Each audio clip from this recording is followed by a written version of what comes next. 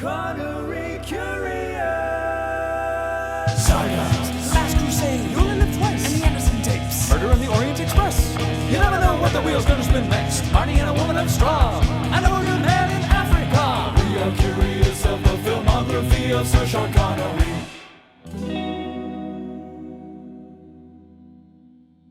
Mario Lima. Dylan Titus. Why is my computer like slowing down? What's going on here? Uh-oh. Okay. Well, I think we'll be good. We'll be good. Okay, let's try that again. Let's try it again. Let's try it again. Are we ready to take a blood oath? I think we are. Do you know what a blood oath is? Well, I could do it in Connery accent. I don't know if I do it particularly great. I've cut my hand open the way they do in movies. So if we smear it against each other, like if you cut your hand open and we smear our blood against each other, I'm sure that will have no negative repercussions whatsoever. Yeah. I think that's a good place to start it. Let's take our blood oath, huh? Mario Lima. Perfect. Dylan Titus, what's going on, brother? Oh, not much. I just got back from a small Christmas concert by my sister has joined the local choir, and they did their Christmas concert. And it blew my goddamn mind because they did a version of the 12 Days of Christmas where each day of Christmas was a different like musical time period. So the first section, the first day of Christmas was Gregorian chant, and the 12th day of Christmas was like 60s Americana. What? Yeah. It's like completely different. Yeah. It was a trip. I think the 8th day of Christmas was Ride of the Valkyries. Really? It was phenomenal. I gotta say, wow, that's if they do another one, I want to see it. Jeez. So an hour well spent. And now I'm here, sitting at my computer, adjusting my levels. And how are you, Mario? I'm doing well. Long day of editing and working on stuff, and of course, watching this film. I kind of like watch it in two parts. It's not that long of a film, but like, I was like, let me put 1 hour down. I got some work done. Finished the second hour just about an hour ago. So which was good. I feel like I need a little bit of processing and halfway through this film. Marination time. Yeah, of course, this is Connery Curious. You guys know every week we get together here to talk about a Connery film, but we're not alone this time, Dylan. No. Who has slipped their way into the Connery Zoom call here? Why don't you introduce yourself, friend? So my name's Ryan Hall. I run a Iconic Film Style on Instagram. I've been doing it for, I reckon, overall about 6.5 years. I started off I started off pretty slow, and then I just needed a hobby. Always like movies, like James Bond films, especially were like since I was a kid.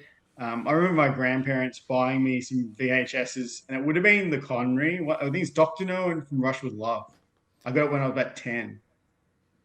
But I had seen James Bond films before that. But some of them, I reckon Diamonds Are Forever.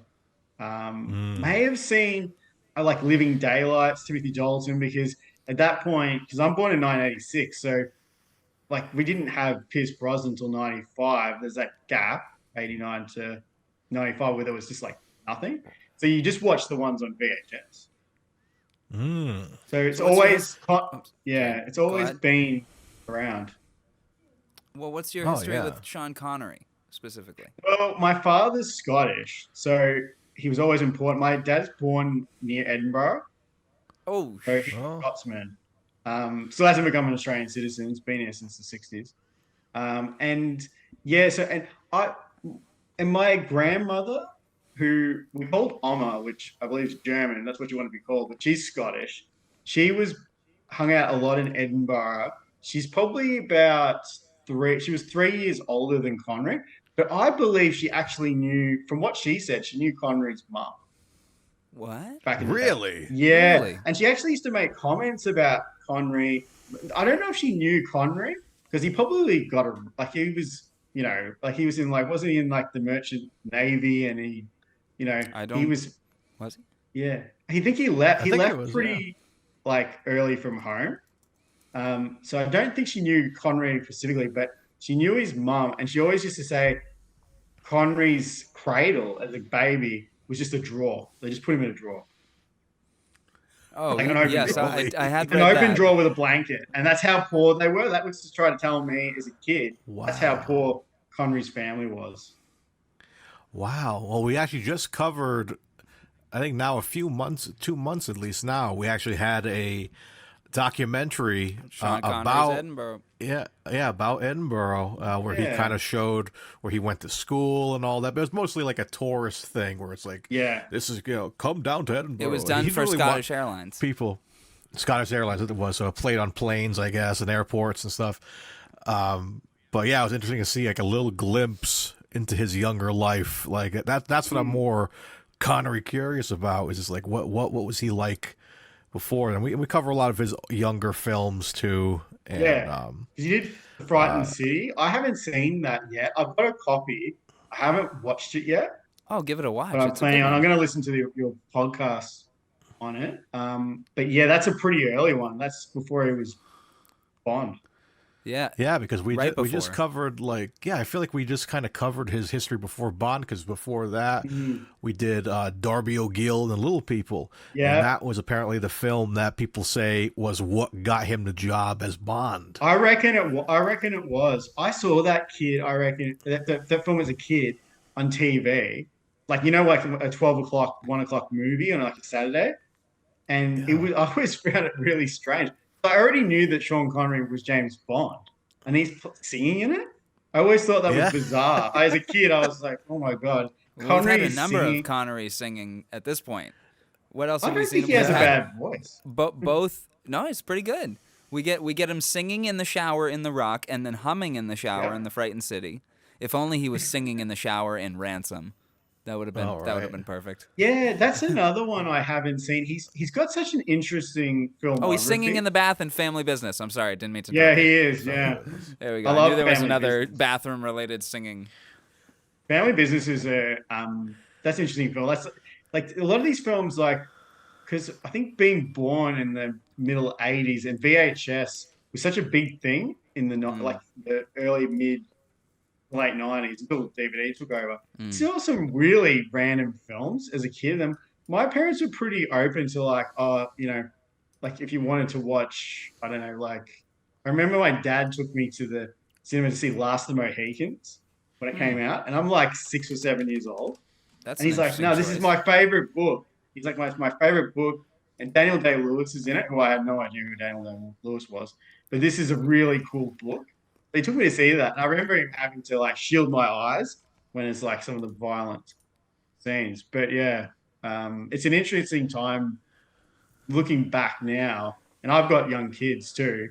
And what I don't want to show them on like movies, but in the 90s, parents were like, oh, whatever. He's watching, The Rock, which is pretty violent, I guess. This is a pretty violent film, yes. Yeah, people just- it's a it's delightful really- violence, I will say. It's a some delightful violence. Pretty fun violence in that movie. Some of it goes overboard for sure, but some of it Yeah. is a blast. Yeah, and I guess Connery was always around because my dad's he was born near Edinburgh, but he came over when he was like 11 or 12. But my grandparents were from Edinburgh, very thick Scottish accent, which I could always understand quite well because my dad's Scottish, even though I can't really hear it. Like, even like we hang out a lot and I still can't really hear his accent. But weirdly, people say I sound like him on the phone. And they go, "Oh, is that Peter?" I think, "No, it's Ryan." And I don't think I have a Scottish accent, but maybe some of my pronunciation is more UK than maybe Australian. I don't know. But Connery was just always you did around. just say Australian, so Yeah, Australian. I can do Connery kind of. Let's hear it. But okay, pal, why the Mohaska? Well, no, there wasn't one. There was one S in that sentence. You need to think. Yeah, in well, that. yeah. Give us a sentence All right, littered with S's. All right, because we're doing Untouchables, I'll do the one of the famous ones. He goes, "You want to get Capone? Here's how you get him. He pulls a knife, you pull a gun. You send one of yours to the hospital, you send one of his to the morgue. That's the Chicago way, and that's the way you get Capone." Is that all right? There it is. So I'm There it going is. into it's a danger going. I'm almost saying German by the end. It's interesting. Yeah, it is me, like, Sean Connery. Yeah. Like a deeper voice German accent. No, higher voice. Higher? He is very excited to be Sean Connery. Like you end up like you Christoph Waltz from Inglourious Bastards or something. It's weird. With his I delicious love milk. Christoph Waltz. But yeah, so Connery's always around, and he was so super famous when I was a kid. I don't know if there's anybody who didn't know who Sean Connery was. Like for kids my age growing up through the like late 80s, 90s, he was so super famous. Like, and he was still making a lot of like he made a lot of movies as he got older. Like it's amazing. Like probably him and maybe well, I watched a lot of films like John Wayne films, like I like westerns. And you think John Wayne, like he made films pretty much right up till he died, effectively. And really, like Sean Connery sort of got to the point where it's like he's older Sean Connery now, and then he sort of retired, which is different. But they both had really long careers. There's not many that had such a long, I would call a movie star leading man career. I don't think as at the top level that Connery was still at by like even what's the one of the last ones he did the superhero one League of Extraordinary Gentlemen. He's still a movie star effectively when he does that film. Well, we're gonna have to see by the end when we watch Sir Billy as our last episode. Yeah, Sir Billy. Yeah, that sounds interesting, Sir Billy. So is he narrating it? No, he's the lead voice actor. Oh, he's a lead. So it is his last lead part. Yeah, it's his last film. I'm not sure. Yeah, that was what year again? 2012. 2012. So, yeah. So yeah, that's right towards the end for him, career wise. Yeah, he didn't really after League of Extraordinary Gentlemen. He never was physically in front of the camera, was he? Not much. No. No. Maybe TV here and there. You see him at tennis matches. But he always sort of looked the same. Like he effectively was 65 for many years. He looks effectively the same. Which is funny, yeah. Like we a film like Ransom, he looks like he's in his 50s, but then the same year in The Great Train Robbery, he is the sexiest sex beast ever. Yeah, he's got such a strong face, and it's interesting. Like we're going to be talking about Untouchables, where he's probably like 57, 58. He makes Untouchables, and it's probably almost in his later career the most important film probably he made in many respects. He's got such a strong manly face, like his jaw, and it's sort of like the older face I think everybody wants. Necessarily like nobody gets it, but he had it for like he looked effectively the same once he got to 60, like pretty much the same, regardless of hairpiece, of course. Well, we've brought it up a number of times, but we haven't addressed it. What film has the wheel graced us with, Mario, that we are covering this week? This week we were graced and privileged to cover 1987's The Untouchables, a crime drama with, of course, Sean Connery, Robert DeNiro, Kevin Costner, Andy Garcia, and many, many more. This was tremendous to watch. I'm excited to get into it for sure. Directed by Brian DePalma. It's a banger. It's really it's a banger of a film. I reckon I saw it pretty young. Like, I reckon it was on TV in Australia. It was on TV a lot when I was a kid. And I reckon I was probably even 8 or 9. And my dad's like, nah, The Untouchables are on. We've got to watch The Untouchables. It's just such a good movie. I guess it's an action crime film. And it's like directed by Brian DePalma. So you talk all day about Brian DePalma as well. I mean, but it's such an important film for him. And then Kevin Costner, like, it really made Kevin Costner a movie star more than anything in my opinion. Oh yeah, he's tremendous in this. But yeah, so let's get into the wiki plot here, Dylan. We'll start discussing trailer voice. Just do trailer voice, and then we'll go into the discussion of this film because I have a decent amount of notes here. Decent amount. As do I. Let's get to it. During Prohibition, Treasury Agent Elliot Ness sets out to stop ruthless Chicago gangster Al Capone and assembles a small, incorruptible team to help him. Yeah, pretty much the really the whole film. Really, Okay, in a hold way. on. Hold on. Go I on. gotta add this because I wanted to do this, but I had to find the release date first. So let me add this, and I'll edit it seamlessly. This summer, Kevin Costner, Charles Martin Smith, Andy Garcia, Robert DeNiro, and Sean Connery in Brian DePalma's The Untouchables. Coming to a VHS tape near your store. And then cue the starting theme with was it Nino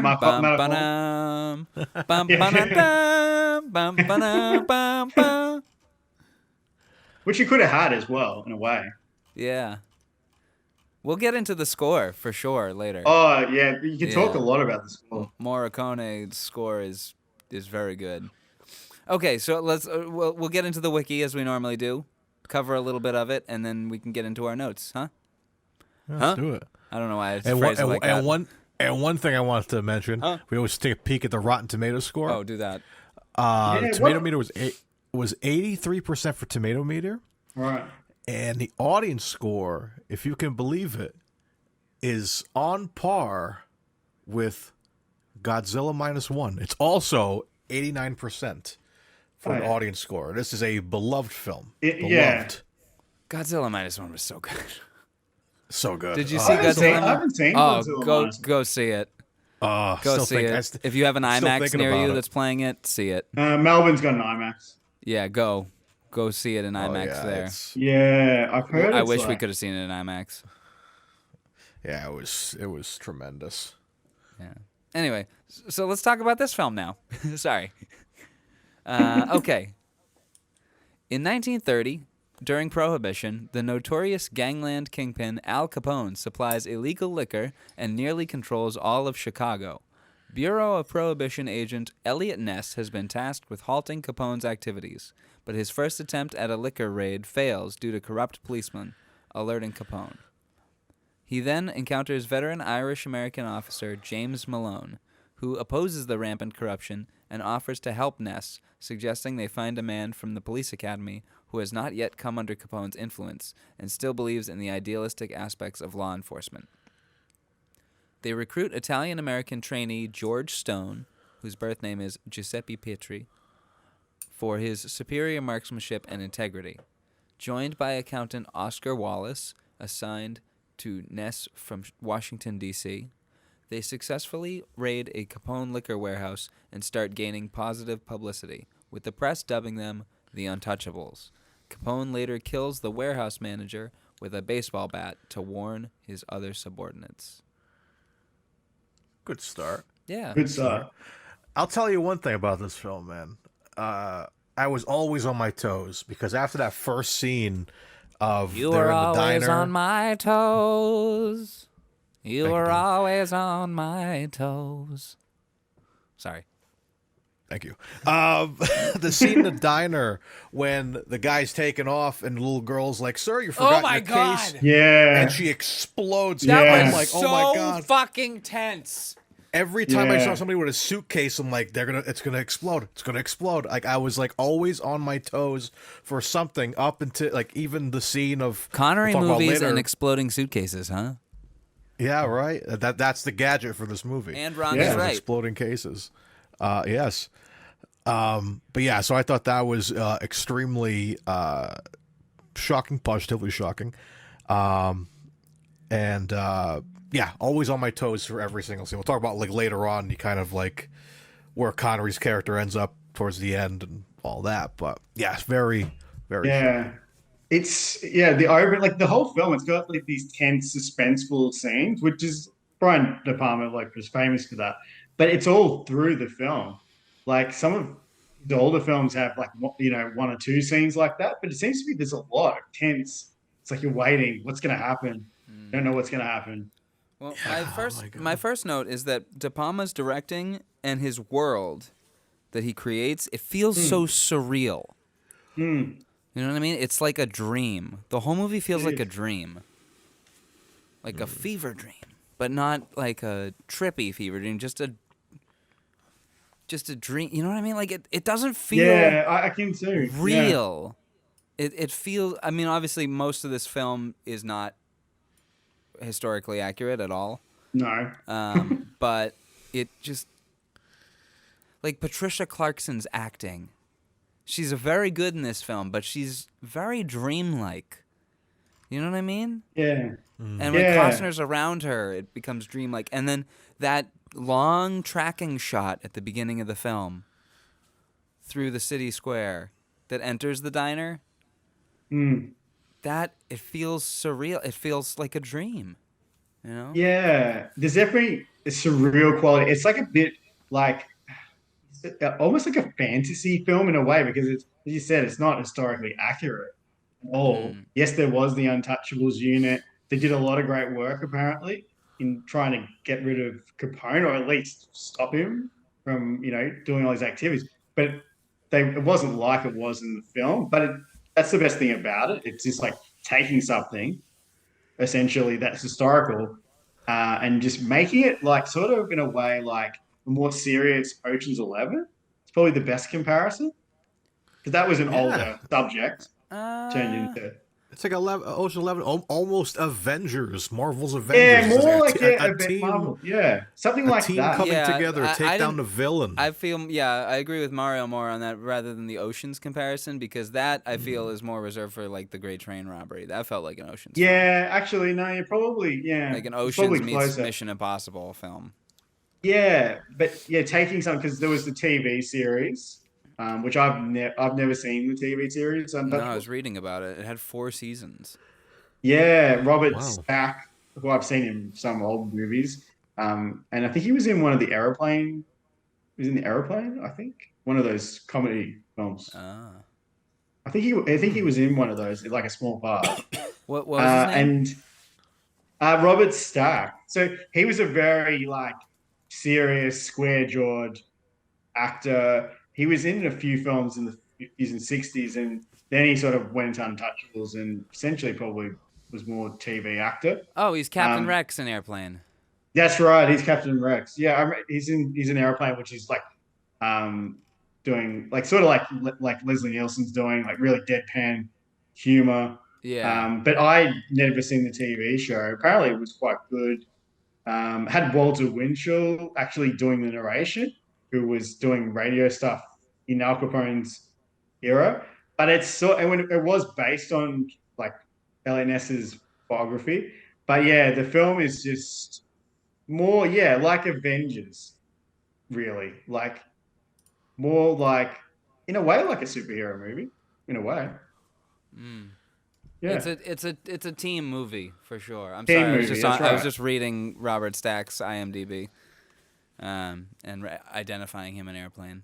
Hold on, I'll share my screen so we can all see who he was in Airplane. Doop-a-doop-a-doop. There he is. That's him. The guy Yeah, that looks with, like Oh, Ben Lloyd yeah, Bridges. yeah. Yeah. Yeah, so he had, sort of like always played straight down the line, heroic parts, really, from what my knowledge of him is. But yeah, so he was Elliot Ness in the TV series.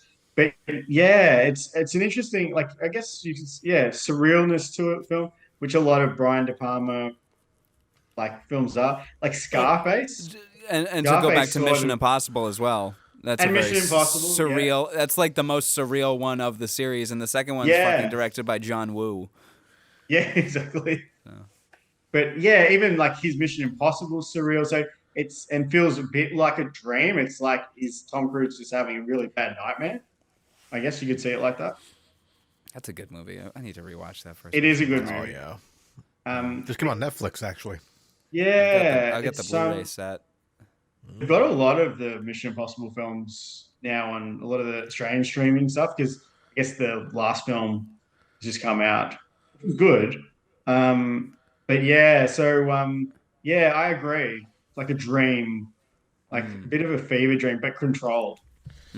Yeah. It never gets out of control except for the stairway sequence.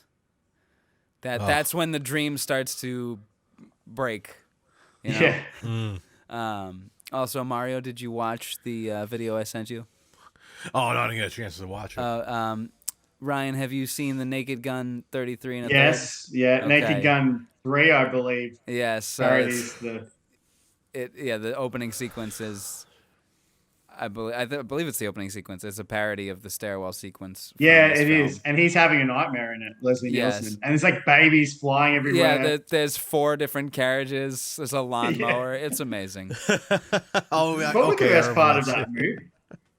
The best part of it's best parody by far. Yeah, I think that might be the best part of that movie. Besides the Shawshank parody where he's bringing the dirt out in his pants, and it's so much that they're like, it just becomes a giant mountain of dirt, and they're like playing baseball and sliding into the mountain. Yeah, that's pretty good too. Yeah, Yeah. I forgot about the short. And the disco bit. The disco bit. Yeah, I guess it is pretty funny. O.J. Simpson walks in with an afro that I he just can't fit find- through the door. Because of all of the stuff that's happened to O.J. Simpson, just having him appear in a movie, especially again as a, like I remember that whole thing with O.J. Simpson in the 90s. It's just funny that he's in the film, and he's actually quite funny in the movie. Oh, he's very funny in those films. Oh, he's No one can hilarious. deny that. But Yeah. yeah. So the fun, yeah, which is a really funny parody of the baby, and O.J. Simpson's catching the baby. Yes, The and fly he's out of like the car. he's like doing the like end zone celebration dance with the baby, And then and he's got about the to baby spike in it, his and the hand. woman comes and like, my baby. Yeah, I have to rewatch that. Too funny. My next note on the Untouchables is that tobacco is fine, but liquor is not. Yep. That's it. Um, It actually Classic. made me sort of look up a bit about prohibition because it started. When did it actually start? It started well before this movie's set. well, let's In the give it 20s, a I think. Googs. 29. Maybe it said it. Maybe it was only 1920 to 1933. Yeah, so it did start in 20. Yes, yeah. And so it's been going then because it's like, is it 1930 or 31 when the film opens? 30. Yep. 30. So it's already been going for 10 years. At that Yeah. point. And so that means this movie takes place over about a 3-year period because it ends Yeah. right about when it Prohibition seems is like ended. it. Yeah, they don't explicitly say that it's time's moving dramatically, but because I think he probably got convicted in 33, 34. Al Capone in reality, so it's probably like 3 years. But yeah, it's interesting the whole prohibition, and basically it actually caused so many more issues than it was supposed to, clean everything up. But Yeah, it just caused Prohibition never tends to do that. no prohibition of any substance. But it's like there's more alcoholics during prohibition than any other time in American history. So it was like the huge crime, and suddenly the mafia were able to get more control just in general. So it's this cool, interesting era, and I think that's why the film doesn't really date. It's why you can chuck it on, and because it's set in 1930 with period clothes, and it doesn't really date. That's what I think every time I've seen it. And it's a very specific era, and it's just kind of comfy. Actually, I will say this. Yeah. There was some comfort to a lot of the locations. The costumes, the vehicles. Giorgio Armani, did we see that in the credits? Armani did the wardrobe. I believe he did all the wardrobe for every character except Connery. I think Connery got some Armani clothes, and he was like, "No, my character's a beat cop. He says he's poor. He's not going to be wearing like custom-made suits." I like the outfit he's wearing in his apartment, where he's just buttoned up right to the very top. Yeah, like he's just At come home. home from work. Yeah. I Just can't in that imagine. little- I can't imagine going top button at home. Yeah, I think that was that. I think that was an '80s trend. Yeah, maybe See, that's why that is in the Yeah, film. you see it like Tom Cruise in Rain Man. He doesn't wear ties, and he's got the top button, just done up. Now, And he's like wearing suits, jackets. He's like this all the time. But yeah, it's apparently Connery was like, no, like this is basically, I look too good for my character. Like, it's true. He actually looks, the clothes that he wears, like he wears like more like a corduroy jacket and the vests, and then He looks like a grandpa, basically. yeah, and with the flat I'm looking cap. at the- I like the flat cap. Oh, I love the flat. He wears that quite a bit too. I feel like Yeah. I almost felt like he just wore his own wardrobe he on this movie. probably did. Some of it may have been because some of the pants he was wearing, like these grey flannel pants, he probably had them. Well, I in was his reading. closet. Yeah. I was reading through the IMDb trivia, which can be done by anybody, but there's one Yeah. along the lines of he just showed up from a game of golf and didn't Yep. even bother changing, and he's like, "I'm just going to film this." Yeah, but like apparently top half he was Malone, and bottom half he had his golf pants, or probably check golf pants, golf shoes, and he'd either come directly from golf, or he would get the scenes done quick enough so he could shoot off.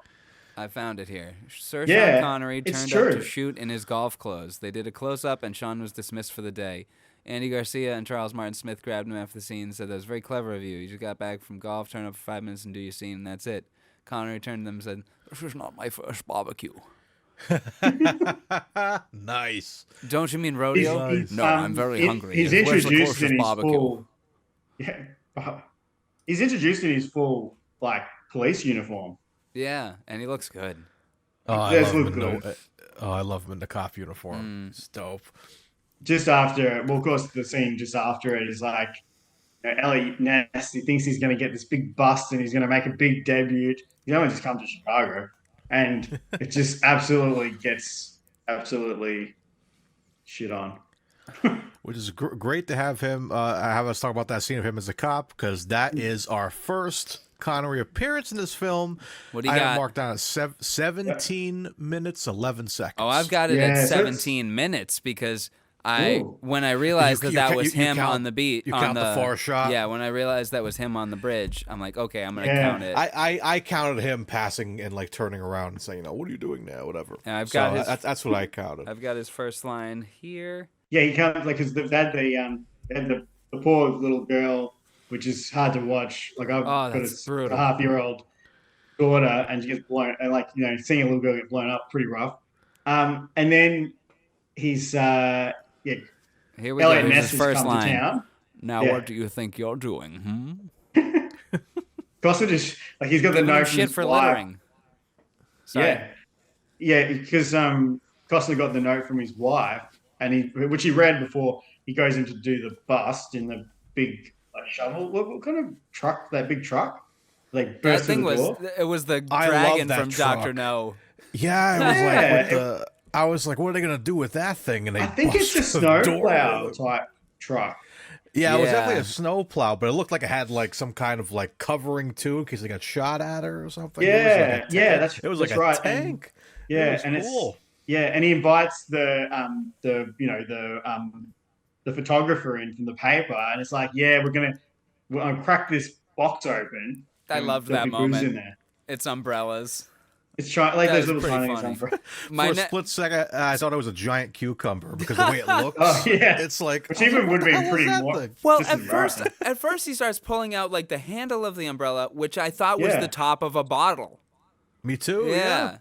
Like he would pull out a Yeah. green bottle of wine or something. Yeah, I think they specifically picked it because it looks like a champagne bottle. Maybe Yes, maybe yeah. it's like smuggled French champagne. Yeah. Like, 'cause- yeah, French and Canadian champagne. then French well could have been.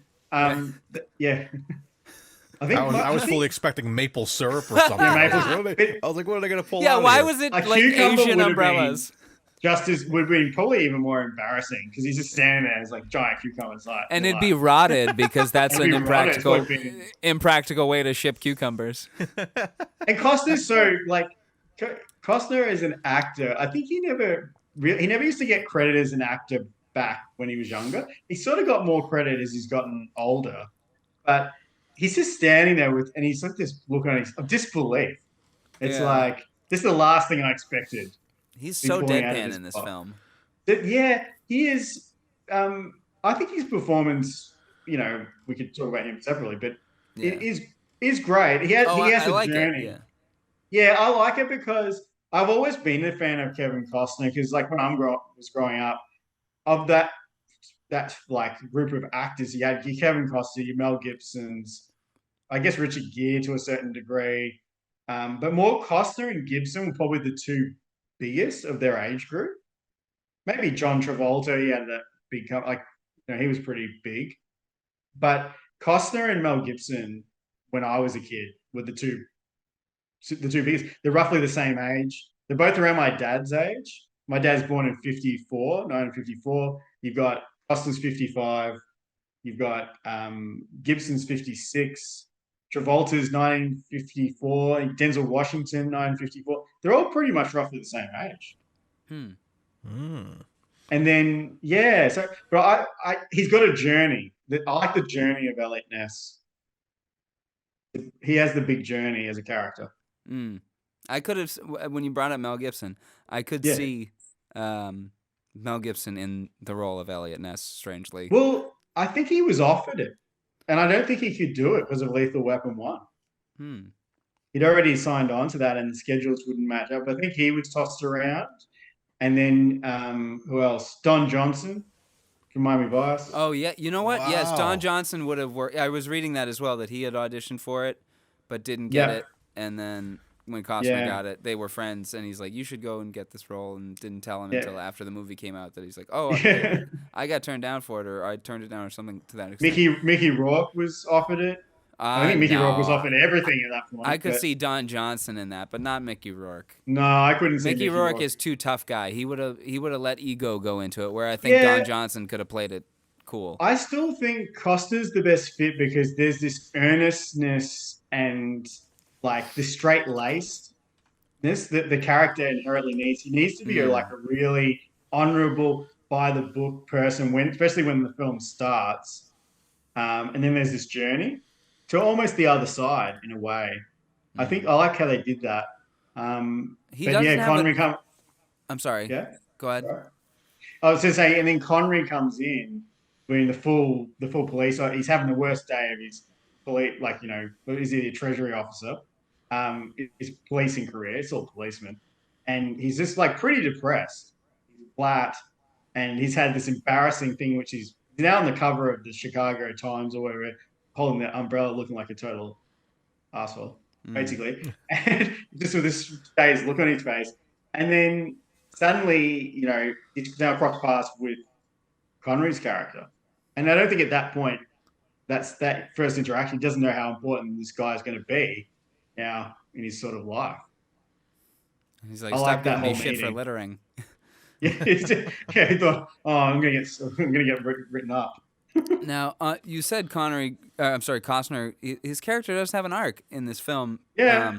Now, if I'm not mistaken, he is the only one of our heroes that doesn't really have a drink through the whole movie, and then by the end he says, "I think I'll have a drink," which the real Elliot Ness died drunkard apparently, and was involved in an alcohol-related auto accident. And he's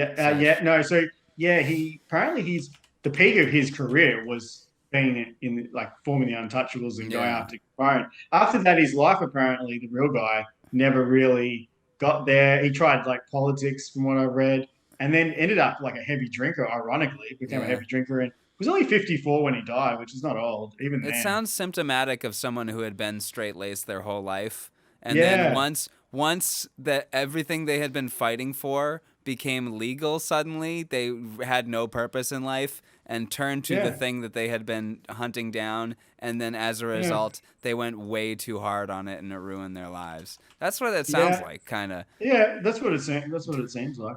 Maybe I'm projecting onto Elliot Ness. But I'm not an alcoholic. I don't drink. You don't drink? Yeah, I like a drink, but there's I've always pretty controlled. I don't want to ever overdo it. I don't want to get to, I'm one of those people. I don't want to get to the stage where I can't have something, whatever that is. I don't want to overdo it. Now, out of You know? curiosity, what is we were talking about how prohibition is never helpful and always creates more addicts. You know, I've got my cannabis vape here in my hand. Yeah.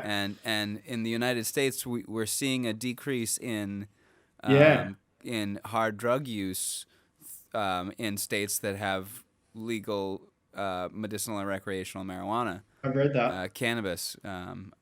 And I've been in the cannabis industry for years.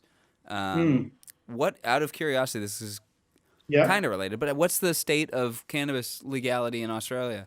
Yeah, so Victoria's we're probably the more progressive state with cannabis and really we're the state itself, like we've got a pretty progressive like a labor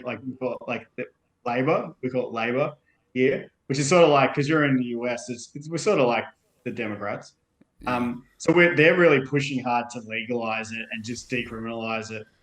Really pushing, and a lot of other states are. So we're not that far behind. It's becoming a lot more liberal. It's currently not legal where you are? Yeah, you can get it medicinally. I believe you can get it in vapes but it has to be on prescription. Yeah. Or you can get the cannabis oil. But yeah, technically if you get caught with it, I think you can still, I don't think you get a hard prison sentence, but you would get arrested. I believe it's still drug possession. Yeah. So in that regard, it's still. Well, so you just do the once vape? it gets legalized there, then I'll be moving down. You just do the vape. Oh, I do everything in the cannabis industry. Right now, I was smoking a joint earlier. And now I'm hitting the vape, and this is a regular in Connery Curious. Well, it's the state we live in is recreational as well. Recreational. When I started in the industry, it was just becoming legal for medicinal purposes. And now it's full medicinal and recreational. Oh, that's cool. And prices are starting to even out. The industry's kind of starting to find its normal, you know. And Mara, do you medicinally? Oh yes. Yeah. Yeah, it's the same level. It's like it's always been. We medicated before we saw Godzilla. Very. You could see it in our review. I think that's why it got so many hits. That's why I'm eating the record button.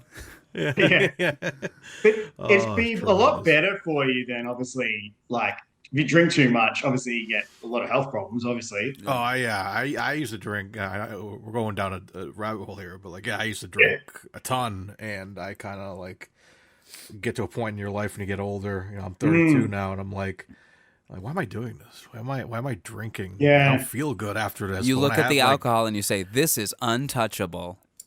Yeah, well, and, I prohibit this. Yeah, I drink as I said, I had a couple of scotches when I was watching Untouchables. Number one, because I'm watching a Connery movie, so scotch and apparently Connery was a pretty big scotch aficionado himself. But I never want to overdo. I don't want to overdo it. I don't want to get to the point where, as Billy Connolly, you know who Billy Connolly is, the Scottish comedian.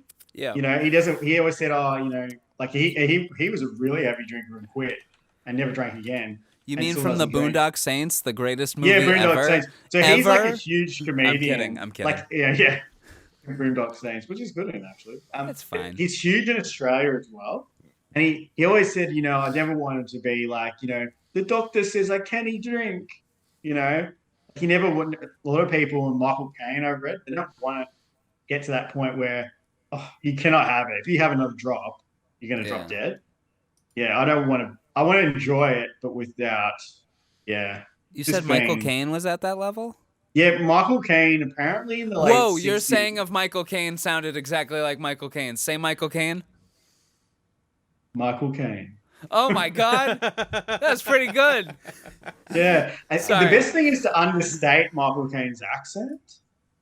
I think because a lot of people go too far when they do a Michael Caine impersonation, and they go, "What's the what do you call the Italian god? Got to blow the bloody doors off." Could go in the supposed to blow the bloody doors off. But really, he's got I mean, in that film, he's more Cockney, but he's actually got a lot softer accent than what people. Oh, And a yeah. softer voice. He's got quite a soft voice. Especially when he got older. Yeah, you see him in the Batman movies. Yeah, Batman Especially- movies. yeah. Especially when I make All love that. to him. He's got a very soft voice. He was a good-looking Dylan, man. back I'm in the Michael day. There's no Caine. doubt about that. I'm Michael Caine, and I'm coming. Yeah. Oh my God. He had Anyway, the nice golden sort of wavy hair. Oh, he's Alfie, obviously. But Yeah. but yeah. So Reminds me of another delightful person with beautiful golden wavy hair. What? No. Anyway. Oh, yourself? Yes. You've got a good head of hair. I think Connery would have thank wanted you. some of that hair. Oh, thank you. Well, he kind of had one. I had a head of hair like this in The Rock. Oh, I The got a Rock, yeah, haircut yeah, the yeah. other day, so I wanted, like, I mean, I always have short hair, but I wanted it short back and sides, like, Kevin Costner. To me, Kevin Costner's hair, to me, it always looked strange when he had long hair. It's like he looks better with short hair. To me, Yes, I agree Costner with is that. short hair. I agree with that. yeah. His long Yeah. hair looks are weird. But then again, some people don't like him with I don't know if it's in The Bodyguard. He has like the Steve McQueen cropped, the Caesar cut. And a lot of people at the time were like expecting him to have like Dancing with Wolves hair or like Prince of Thieves, which is He can't be a bodyguard with long hair. Well, It's no, gonna get in your way. Well, Steve McQueen was supposed to be in the original Bodyguard, so he was actually inspired by that look and the Caesar cut thing. Huh. But we better get back to Yeah, let's get back Untouchables. to Untouchables. But you're I've talking got- about Elliot Ness doesn't take a drink the whole way through. Yeah, and then by the end, he's like, "I'll consider having a drink." And anyway, so we got to Connery's first line. Now I'm going to whittle away my notes here right up until that. So you talked about the photographer. That photographer is deaf and dumb. Like dumb as in stupid, but deaf as in how could they jump like down into an alleyway and sneak up on that guy, clip-clopping the whole way, and doesn't hear them? What, is he just fiddling with his camera the whole time? Anyway, then it starts to feel like Tim Burton's 1989 Batman. Ooh, I have a Batman note later. Okay. Yeah, there is similarities. The style. The style is very much drawn from that 1930s gangster aesthetic. Then Connery is on the bridge and he's looking at the paper. How did that paper get printed so fast? Didn't that raid just happen that night? Yeah, that doesn't. Bugle. Yeah, continuity. Yeah, actually, it's funny you say that. I thought, geez, he got the paper out real quick with his photo on the front. Yeah, and then my final note in that section is when he tosses it off the bridge. He kind of gives a little fourth wall break. Did you guys notice that? Yeah. Like he looks right at into the camera. Yeah. When he's looking down, pointing the gun? No, after he throws the newspaper off the bridge. Connery. Oh, for that scene. Yeah. Okay. Yeah. Oh, no, I didn't catch that. No. No, Matt, do you reckon he's accidentally done it and they've just kept it in the film? Probably. It's funny that. I'll have to rewatch it to see him actually do that. You keep talking. I'm going to see if I can find Yeah, and it. then Connery's like, continue. no, what? Yeah, like he Who are berates you him looking for- at? Yeah, he goes, Deadpool? It's probably, if it was me, so Costner's at the pretty early stages of his, major film career. He's probably shocked he was working with Sean Connery. Yeah. I would have been like you just would be looking at the guy and going, "Oh my god, I'm just about to see scenes," and pretty much the entire film with. I bring that up a lot in my head, at least. I'm like, I think of these younger actors like Charles Martin Smith, who I thought was phenomenal in this movie. Who looks He's like good. the boss from the Incredibles. Yes. With the glasses, yes. Yes. But it's just funny because I'm looking at him, and I'm like, I recognize him from somewhere else. And then it's a character we talk about too often on this podcast. Somehow made it into this episode. This is what, 87, 85? Yeah, it was released in 87. 87, probably filmed in 87. 86, I would assume. In 1980, about 7 years or so before this, he starred in Herbie Goes Bananas. Charlie He Martin went Smith. He's like one of the he's not like a huge character, but he's in it a Yeah. lot. Like they get the car, blah blah. But it's funny to think that he was in a Herbie movie that wasn't like the best Herbie movie in my opinion. Yeah. But he went from that to working with Costner and Connery and DeNiro. Yeah. It's like how does that feel to a younger actor? You know? He would, is this, and he wouldn't Charles have been Martin that Smith? old. Charles Martin Smith. He wouldn't Okay. have been that old. I found it. I found the scene in question. Oh yeah, there's the paper. Ellie, that poor butterfly. Watch as he throws it off. Ready? Yeah. So young. Hey, Kevin you. He does kind of look at the camera. Okay. Yeah, so He he's does. yeah, and he's noticed he's done it. I Hey, you. think. Maybe he's no, because he's not looking in Connery's direction. So yeah, so I reckon he's accidentally done it, Costner, and he's then just tried to recover with subtle. You know, he's like got the face and he's like, oh, try to not so they don't know that he's actually done it. Yeah. I would say Or maybe DePalma just liked that take. Yeah. maybe, but he. Yeah, I thought. I think it's A lot of people. This is about as young as they've seen Kevin Costner, probably. Mm. I mean, but it's funny. I grew up with Silverado, which he made a couple of years before that. He's so young, and he's the young guy in the movie. I don't know if you ever seen Silverado. It's just I guess like an 80s Western. You know, you got Kevin Kline in a Western. I always used to think that was funny. Kevin Kline's in a Western, but he's good. Wasn't he in Wild Wild West?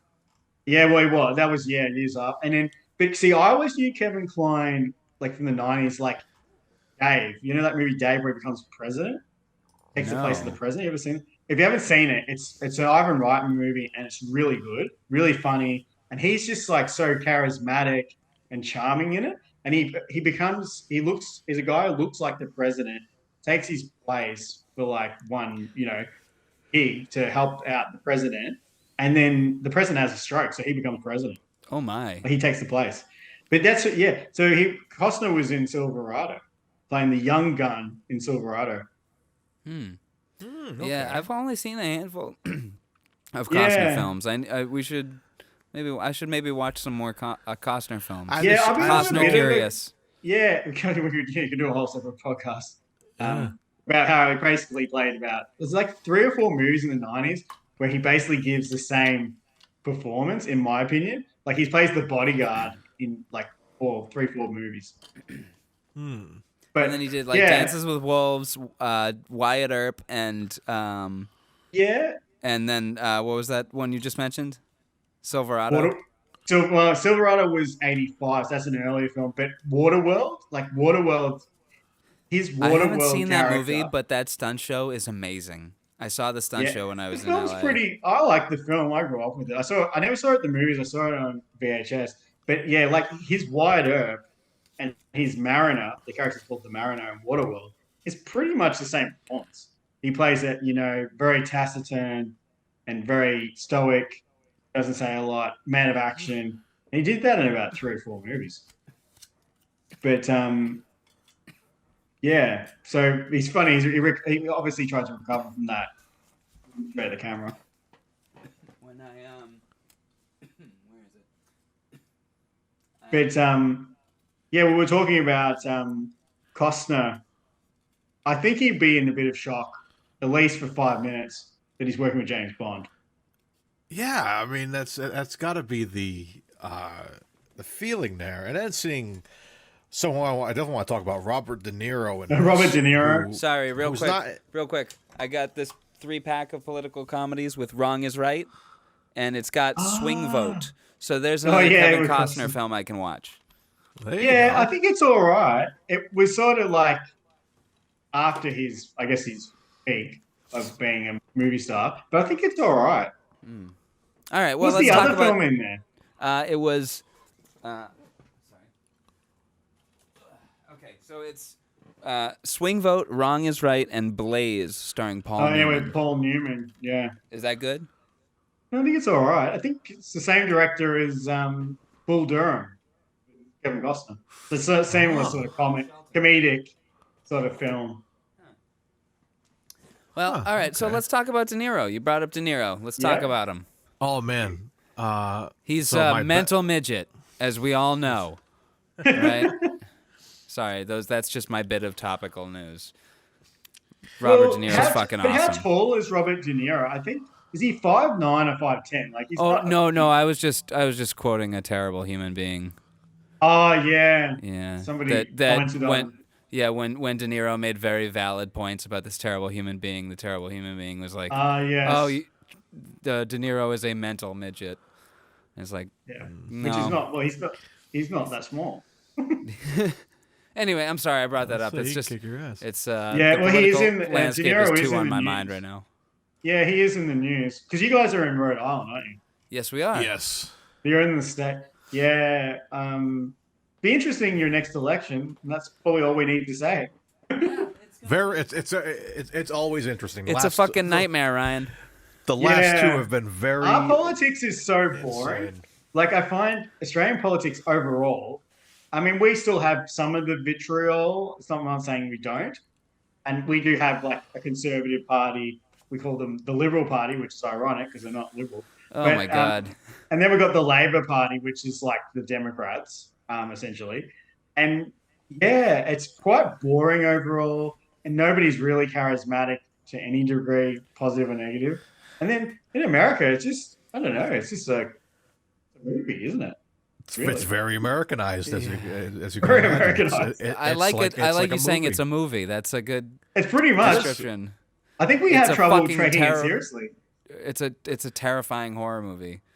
Yeah, it's like, but I think Australians probably in other places we can't really see that it's actually like serious. Wait, say that And again. it is. It's deadly serious. But Oh, yeah, it's it's- horribly but serious. I reckon we have trouble just comprehending it, really. But anyway, I have a Yeah, that feeling. was we were like that too. I think for the first 6 months that he who should not be named was elected, I was like, this is not real. This is no way. This is no way. But who's next? Freaking Stone Cold Steve Austin, Hulk Hogan. Like, who else is going to be president? You know what I mean? I've was just like, been channeling- We're never taking it seriously anymore. I'm sorry. Go ahead. well, Sorry. Robert De Niro could run now. I would love that. I would rather have that. He'd I be would like, much rather "Hey, have that. I'm the president Well, now." Listen, like He always smiles. just It would be He the same smiles hand with movements. no teeth. Yeah, He he smiles does. with no teeth. you know. Yeah. Biden, are you trying to milk me? Are you trying to milk me, Biden? That's good. I like being milked by you, Biden. You're a good president comparatively. But well, ironically, I thought recently that De Niro's portrayal, it's an iconic portrayal of Al Capone, reminded me of one of your former presidents. Yes. Okay, that was what I was gonna bring up. Yeah, When it's I feel like he who should not be named, which we we're should not going to just. name him. I think that's a bad thing because in that Harry Potter universe, Yeah, I know. that's a bad thing to not name Voldemort, right? You know what I mean? Like it gives him Yeah. more power by it. So Drumpf, let's call him Drumpf, There you go. Yeah. because it sounds like a big old pile of poop. Yep. I think he's like channeling De Niro's performance of Possibly. Capone. Like that's what He's it a- felt like. Like, Yeah. oh, this guy has wronged me in some way, some small way that I totally deserve. I want him Yeah. dead. I want his family dead. He lives Yeah. like dirt. You know? Yeah.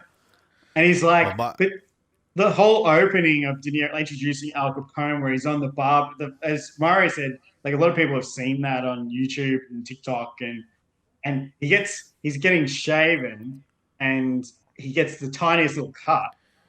But for a second, you think he's going to kill the poor barber. He looks at him like, "I'm going to kill you," And then he Or, quickly you know, forgives him. and then he forgives him. But did he just forgive him because the press are there?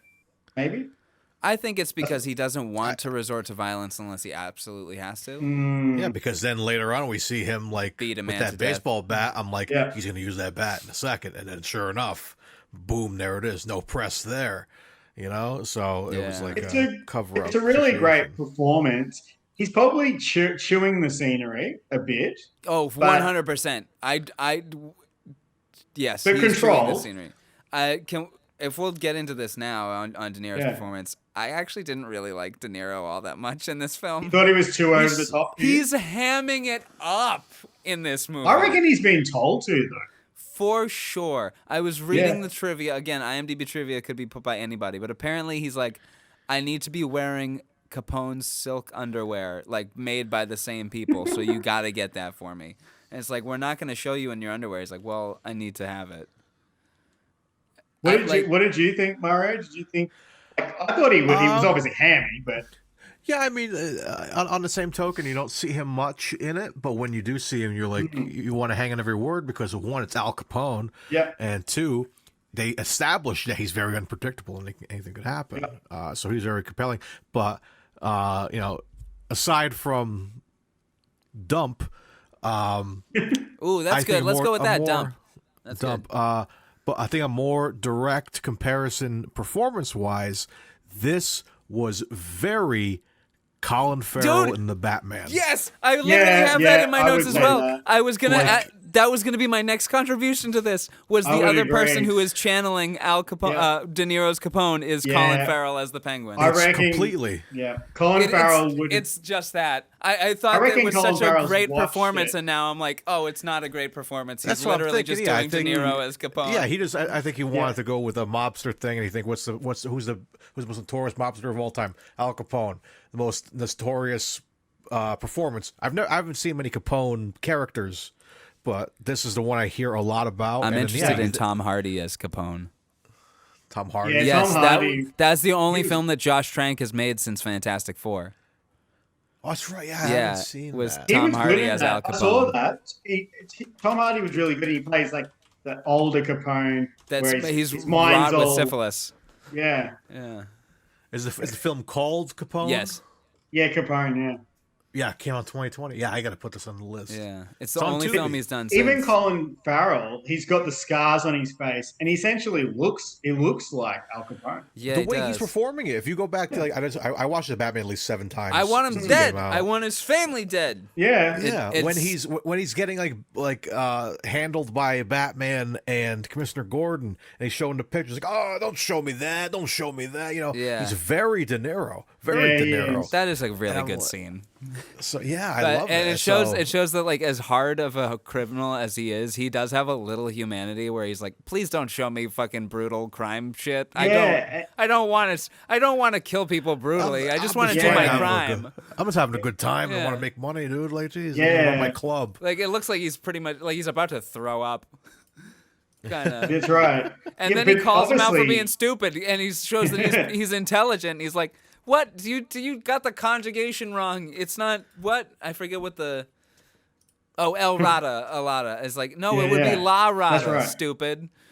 Yeah. And it's just it contributes a meaningful. Yeah. thing They've definitely, like with the shaved back hairline and the bulky compared body, to obviously. a picture of De Niro. Yeah, De Niro, that's a very similar. Boop, boop, boop, boop, boop. See a picture of Because De Niro put on weight to look more like Capone, but apparently he's never happy with the amount of weight he put on. Well, But he looks bulky. He looks a lot thicker. Yeah, apparently he was using pillows because he didn't have time to bulk up. Yeah, I would say that. And because he honestly, wanted that's a the good picture. roundness. He wanted the roundness in his face that Capone had, because with the receded, thinning hair, it gave him more of a rounder look. Yeah. And I think that's what De They Niro look was so going for. alike. This shot from Yeah. Untouchables looks like Batman just showed up in it's the very courthouse. similar. Or at the opera or whatever. And even though they've changed Colin Farrell's usual nose, and even that nose looks more like De Niro. Really? Yeah. Essentially. Yeah. So yeah. He's obviously, that was a touch point for them. Oz the Penguin. Oz the Penguin. Yeah, that's Oswald Cobblepot. Yeah, Oz, yeah. Oswald. Yeah. He's look at him. Look right there. Look at that. Like that's even the suit. Like just the suit he's wearing with Oh, it's Very insane. similar. Yeah, as the top third picture there. Right here. That one too, yeah. Oh, Yeah, this that one, yeah. This one. Apparently, De Niro tracked down Al Capone's tailors Taylor, yeah, that brought me into the and underwear the fact. underwear, obviously. Yeah, because he went Because to the tailor and had them make Yeah. me what you Apparently- made for Al, and then give me his That's underwear right. too. because he's a method, like famous method. But apparently, like shoes, like if he gets the right shoes for a character, that really helps him. So he's just that type of actor. Yeah. He's still doing that apparently. Yeah. I've been telling people I'm a method actor, but they believe me. But they're mishearing me. I'm a meth head actor.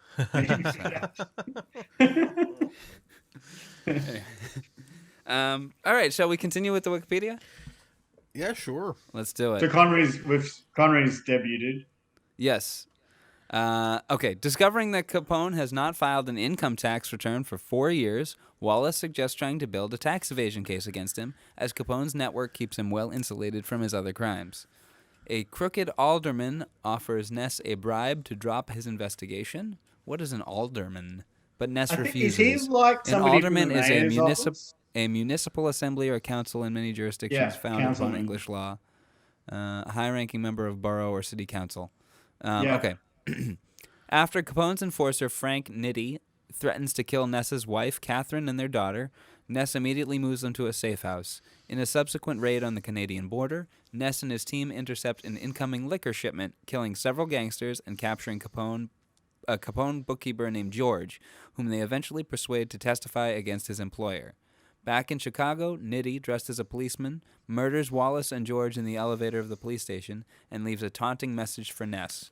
Ness confronts Capone at the Lexington Hotel after the murders, but Malone intervenes, urging Ness to focus on persuading the district attorney not to dismiss the charges against Capone.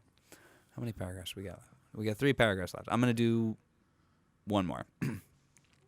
Realizing that the police chief, Mike Dorset, sold out Wallace and George, I almost read that as Wallace and Gromit, Malone forces Dorset to reveal where Capone's accountant, Walter Payne, is hiding.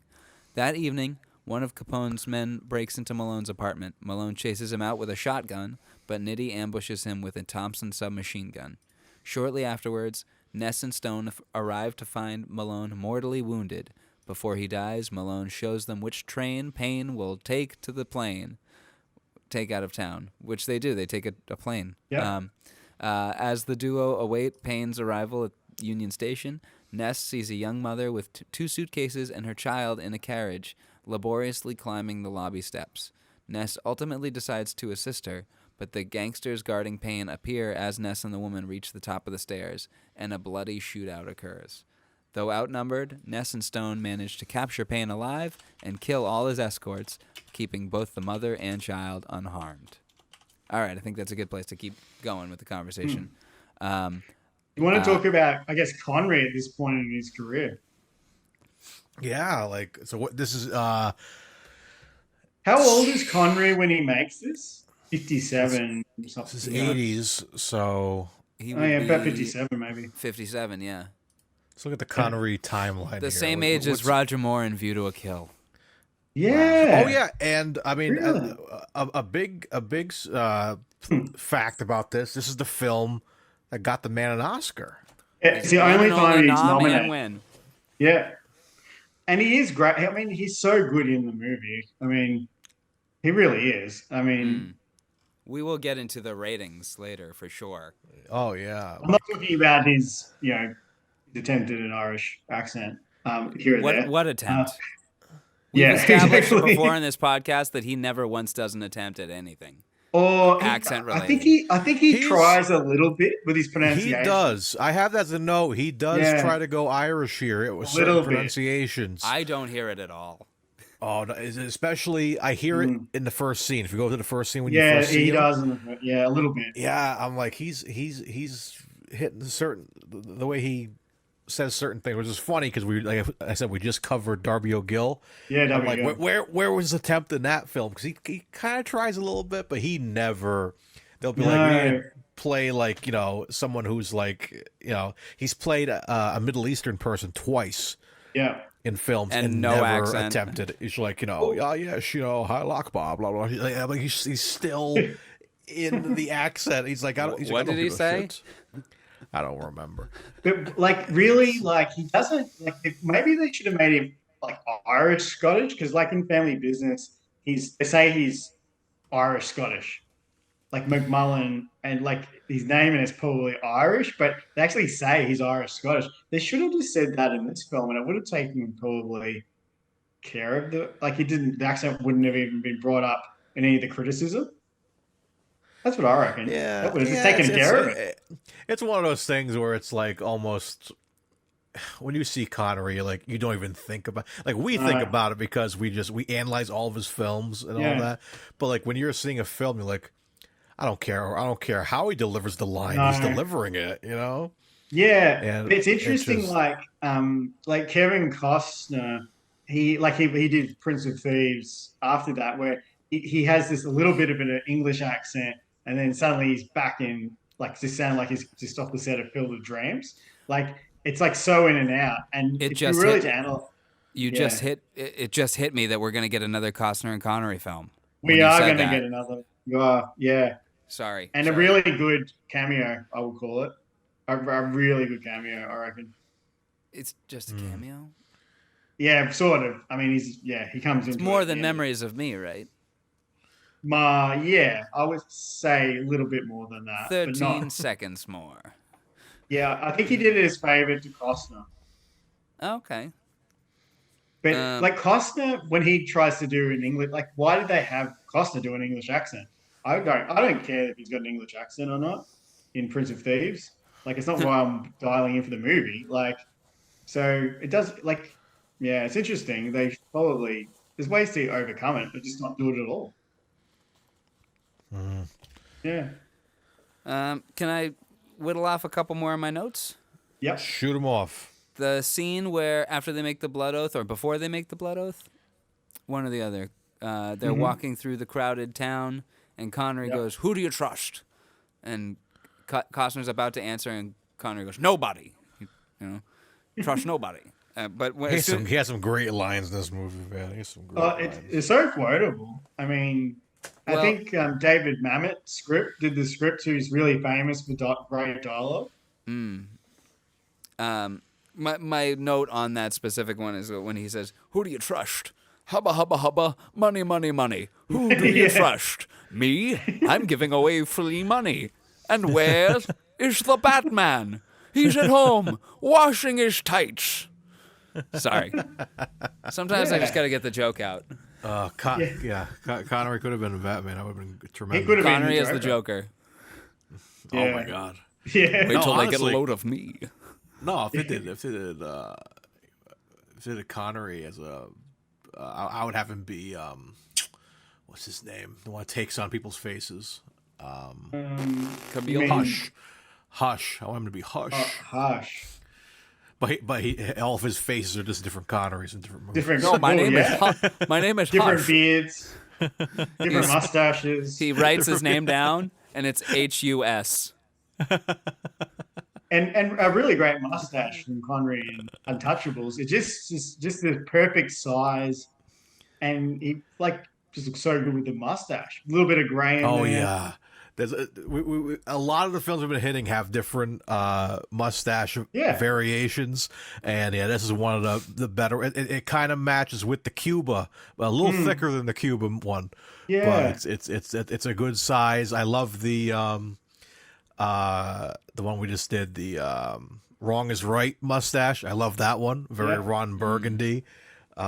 He has some great mustache. He does the beard well. The beard is very iconic in indie, but I like the mustache. No hairpiece, obviously. He's balding, and he's 57, and he even makes a reference I'm not the young guy anymore. Ness goes to visit him, where he knows he needs help. He needs somebody connected into the police force, and Connery's trying to talk him out of it a bit, and it's really good. I really like this scene because, number one, Costner's he's humbling himself, saying, "I don't have a massive ego. I need your help." And he's like, "I'm just a poor beat cop." He's really just That's good. doing it. He's just this working class guy, and he's just a beat cop. Why do you need me? Sort of thing. And Connery he actually references the fact that he is not young and he's put on weight. He does look a little bit, I would say a little bit fatter in this movie, but still great, obviously. but it's I wish I seen you 10 years and 20 pounds ago. Yeah, I like that line. Yeah. Can So he can really we talk? references the fact that he's older. Can we talk real quick? Because I've got this pulled up because it's the only Yeah. clear shot I have Yeah. of his Yeah. mustache at the moment. How good this shot is.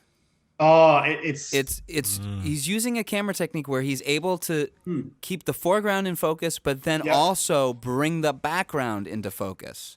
yeah. And so you can see in the middle, it's out of focus. Yeah. It's beautiful. It creates Every time yeah. it creates this wonderful effect that Costner isn't even in the shot, but he is. But he And is, it yeah. creates this mystery. You know? Well, because whenever you pull, like I watched it Friday night, and like I've got not a massive TV, but it's big enough. And it just even seeing it now with the new streaming, which comes through like HD, when you see camera shots like that, you go, just the technique, fantastic. And I liked this shot as well. This looking up shot, beautiful architecture. So, I kind of what other do I? Oh, you're mucking with a G here, pal.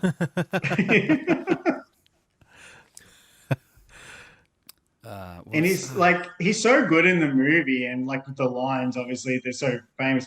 But like in the like when he comes to visit him, and he's trying to talk him out of like bringing him on board in a way, but then he comes to him and is like, "No, I'm going to help him." And really, this is what the second movie is a mentor, Christopher Lambert and Highlander. But this is the first one where he's really saying, "I'm the older guy, and I'm going to help the young guys." I don't think he ever really did that before. The same. Yeah. Finding Forrester, he's a mentor. He does a lot of mentor parts. I've got to finish this joke as well. You're mucking with a G here, pal. Cruising down the street in my 6'4". All right. Oh, what's the Finding Forrester line? You're the man now, dog. You're the man now, dog, mucking with the G. Because you know you can't fuck with old Sean Connery. Bet you didn't know I could rap, did ya? It's me, S.C. Draco the Rapping Dragon. Oh, no, he's back. This man can finger Al Capone. Yeah. It looks Yeah, funny. With easy. actually Al him. Capone's easy. Yeah. Yeah. It also looks funny with the screen caps. Wait, say again? It looks funny because of the screen. This man can finger Al Capone. No pun intended. And But- also, this George character, doesn't he look like Billy Bob Thornton and Gilbert Yeah. Gottfried had a baby? Pretty much. Like, especially in that shot. And Costner's like, "Oh my god, it is Gilbert Godfrey and Billy Bob Thornton's love child." Hey, it's me, the boss from The Incredibles. This man can finger Al Capone. Connery's like, because it's funny to like you can talk about Connery's character. Obviously, there's a lot of racial epitaphs in it. Oh, Some the moment where he playfully, triggers Andy Garcia with racism. which is so good. It's like so good. Like the introduction of obviously Andy Garcia became a big actor after this, obviously also, but he's We'll just get like into our sexy ratings. yeah, he's calling him a wop. There's another thieving wop on the tune. Like really Macaroni in getting a stuck pot. into That's him. some wet ass pussy. That's what But, WAP like- means, right? Yeah, No yeah. racial implications. It's only a stripper anthem, right? He uses like variations of wop. He even calls the guy with the knife coming into his apartment. There's and some he turns around. whores in this house. There's some whores in this house. He goes, isn't Certified that just like freak. Hawaii? 7 days a Calls him week. Hawaii. He does a few variations of WAP. Now I'm gonna record a version of WAP as Sean Connery. Oh, my God. Certified That's what the- freak. That's 7 what the days a world week. needs. I don't cook. But, I don't clean. But let me show you how I got this ring. But yeah, Sorry. it's Crickets. yeah, it's just his character, which is also like a product of the times. But he's also doing it like playfully, like Yeah. getting stuck into it. It gets stuck into everybody. It gets stuck into Elliot Ness at one point about his wife. He's gonna want to redecorate and all this. Like that's his role is to sort of keep everybody at ease as well, which he does. Yeah, especially in the cabin before the Canadian raid. Yeah, Yeah. he's just kind of stamp your feet; it'll keep you warm. Yeah. Well, You'll- also in the Canadian cabin scene, can we talk about how fucking awesome the threatening of a dead body is? Yeah. That's such a good scene, though. That Holy was a brilliant interrogation tactic yeah. Did you think he was gonna do it, bro? Did you think he was gonna like pull the trigger? on a dead body. Yes. Like oh my god! as that was soon as I realized what he was doing, I'm like, insane. he's gonna do this. He's doing this all the way. He's gonna So blow good. out a dead man's head. Ooh, so Yeah. good. The special effects were quite good because it actually looks like they must have used a dummy or something because it looks like they closed the back of the like it's like I would assume a dummy. Yeah. At It was the back, good. and they've got all the blood in the brains that's come through the window. That was one of my favorite moments of the whole film. Yeah, It was fun. It was very funny and it was terrifying. So, yeah. It's funny. Like I probably saw that as a kid, and I thought as a kid, geez, that's a bit full on. Like I'm probably like I don't know, 11 years old or something, and I'm like, oh, that's one of my favorite a- Australian phrases. full on. Yeah, it's great. Yeah, That's great. It's such a full-on phrase. but Sorry, he has so like I can't even use though, it. I can't use it. I need the full accent. on, yeah. Because I think Chris Hemsworth's probably the international purveyor of Of it, full on. probably. Yeah, Well, he's I would say always so. full-on. He's from near Melbourne. He's from Phillip Island. That's not that far away from. Have you met Chris Hemsworth? No, I've never worked Chris. I got pretty close to like that. No, is it the He Australian called him star? Chris. He's on a first-name basis with our Chris. Mario, we're one step The most closer to famous greatness. most famous person I've seen up close, like I've been like standing next to him, was John Travolta. He came to Australia, and he like. Ooh. And that, like, yeah, he did a talk here. He did a talk about his film career. My wife and I went and saw him talk. And then we waited at the back for him to get into his, like, I don't know, they're like Mercedes limousine cars. And he saw all this crowd forming. So he came out and started signing autographs. And it was like, anybody seen that movie Broken Arrow where he's just like walking almost in slow-mo towards the camera? It's very surreal. And it's like this guy who's super famous. And he's really tall, like he's over 6 feet, and it was Really? like, yeah, he is. Yeah, he's 6'2". Really? He didn't seem that tall. That's crazy. Yeah. I believe that. Well, he's pretty big, and like I always think of him in Pelham 123. He looks very big Yeah, and intimidating he's- in that movie. He's over 6 feet. He's probably a fraction taller than Denzel Washington, and and his hair was shaven like off, and he had a beard, but it's just Yeah. like a presence and a charisma, probably like in a way like Sean Connery. Like if you would have met Sean Connery, he just emanated, and he emanates on the screen. He emanates something. But yeah, that's the most famous person I've seen pretty close. Dang. He Dang. needs a comeback. He could do another comeback, I reckon. Who, Travolta? I mean, Travolta. obviously he had his in the 90s, but he Yeah, needs Pulp one Fiction. today with like a Jordan Peele or something. You know, And now he's doing he's doing commercials as Santa Claus doing the Bee Gees gimmick. Yeah, Paige doing Yeah, Saturday it's Night like- and Fever God of War ripoff. commercials. Yeah, stuff like that. It's like, come on, man, like do something. He had a I like something interesting. he had a really big run after Pulp Fiction because he has like Get Shorty, Broken Arrow, Face Off, Michael, the one where he's an angel. Like he had a pretty good run after Pulp Fiction, but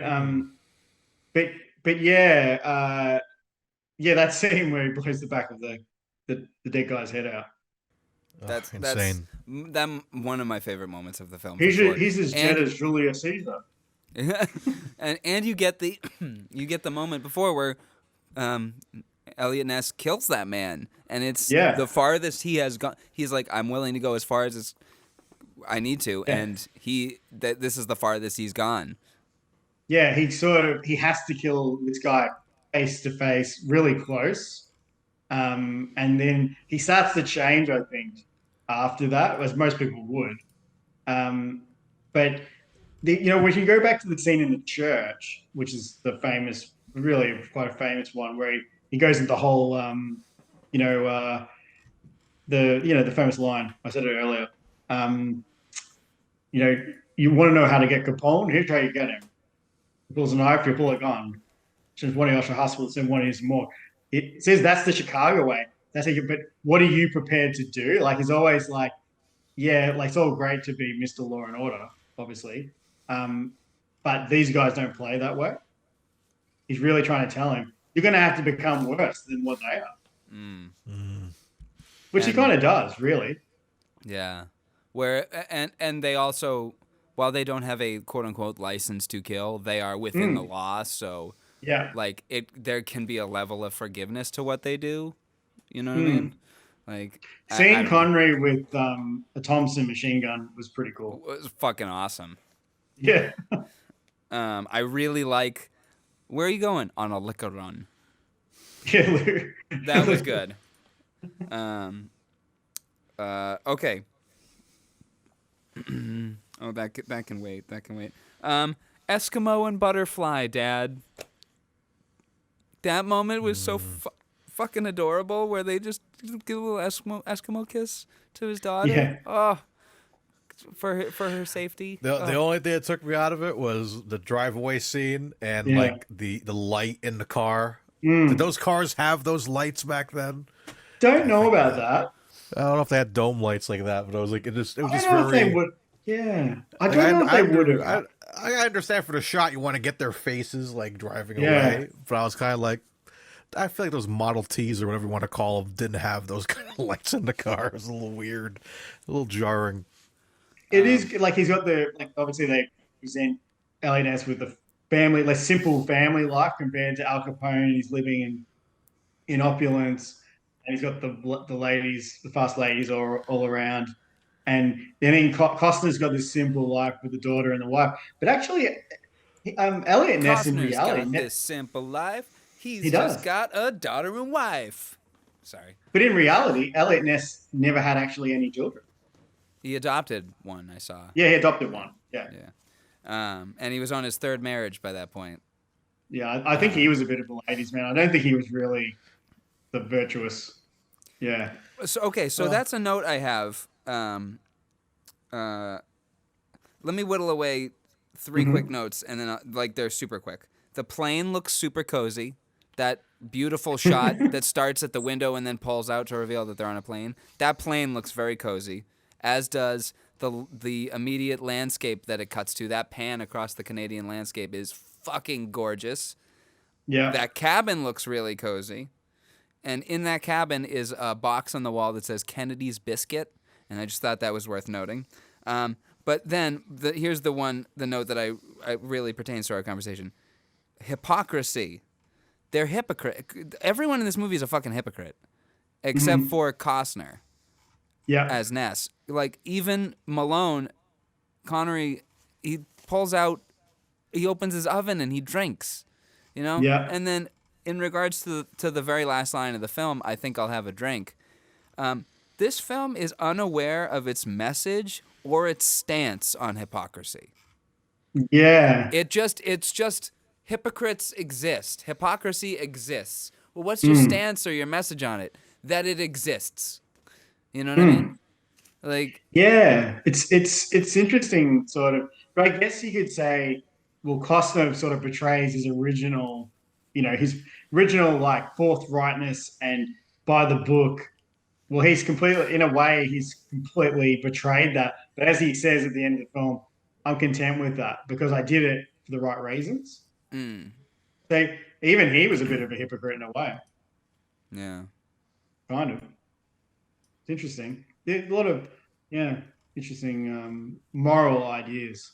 Yeah, it was something that was really, in the way that I couldn't get over how Godzilla -1 is really a film about guilt, and how not forgiving yourself for certain things affects society as a whole because it makes you not the full person that you can be. Yeah, watch Godzilla -1, Ryan. I have It's really to good. say that. Yeah, it's really good. It's really- But yeah, I just thought that's what I kind of took away from the film is like it's just a film about hypocrisy with no message or stance on it besides the fact that hypocrisy exists. Yeah. So. And there is I guess there's the message that like Connery says multiple times, what are you prepared to do? And sort of that's kind of that's I guess if there's a theme, it's like that's the thing because Connery's espousing it the whole way through, and then the journey of Elliot Ness from the forthright, I guess Jimmy Stewart type lawman to suddenly he's like as ruthless as Connery's character, or prepared to be as ruthless. And now the scene where we see that Malone also drinks, my next note, that's a Michael Myers, Jason Voorhees POV horror sequence. Yeah. Yeah. I like those little first person moments. I thought that was a super cool. Added more. Again, this movie had so much suspense in it. Like every moment, you're like anything could happen. Yeah. You know, from that scene to the carriage scene, which we'll talk about afterwards. Just full, very artsy. I appreciated that. The cinematographer was Stephen H. Burham. Yeah, he did Mission Impossible as well. I looked it up because I was curious about. Yes, he did. Yeah, He did. He did Mystery he Man. did The as Shadow. well. Did The Shadow with Alec Baldwin, which I saw as a kid. He I did liked it as a Carlito's kid. Way, Hoffa. He did a lot of gangsterish films. Yeah. A lot of Arthur DePalma. 2. But The Outsiders from Coppola. Yeah, He did The Coppola. Outsiders and Rumblefish.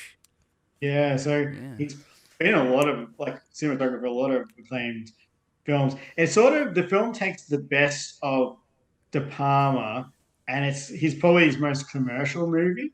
Who brought up the Bee Gees recently? He also shot, Stephen H. Burham also shot the Bee Gees special in Really? 1979 for NBC. Look at that. Connections. What was who brought up the Bee Gees earlier?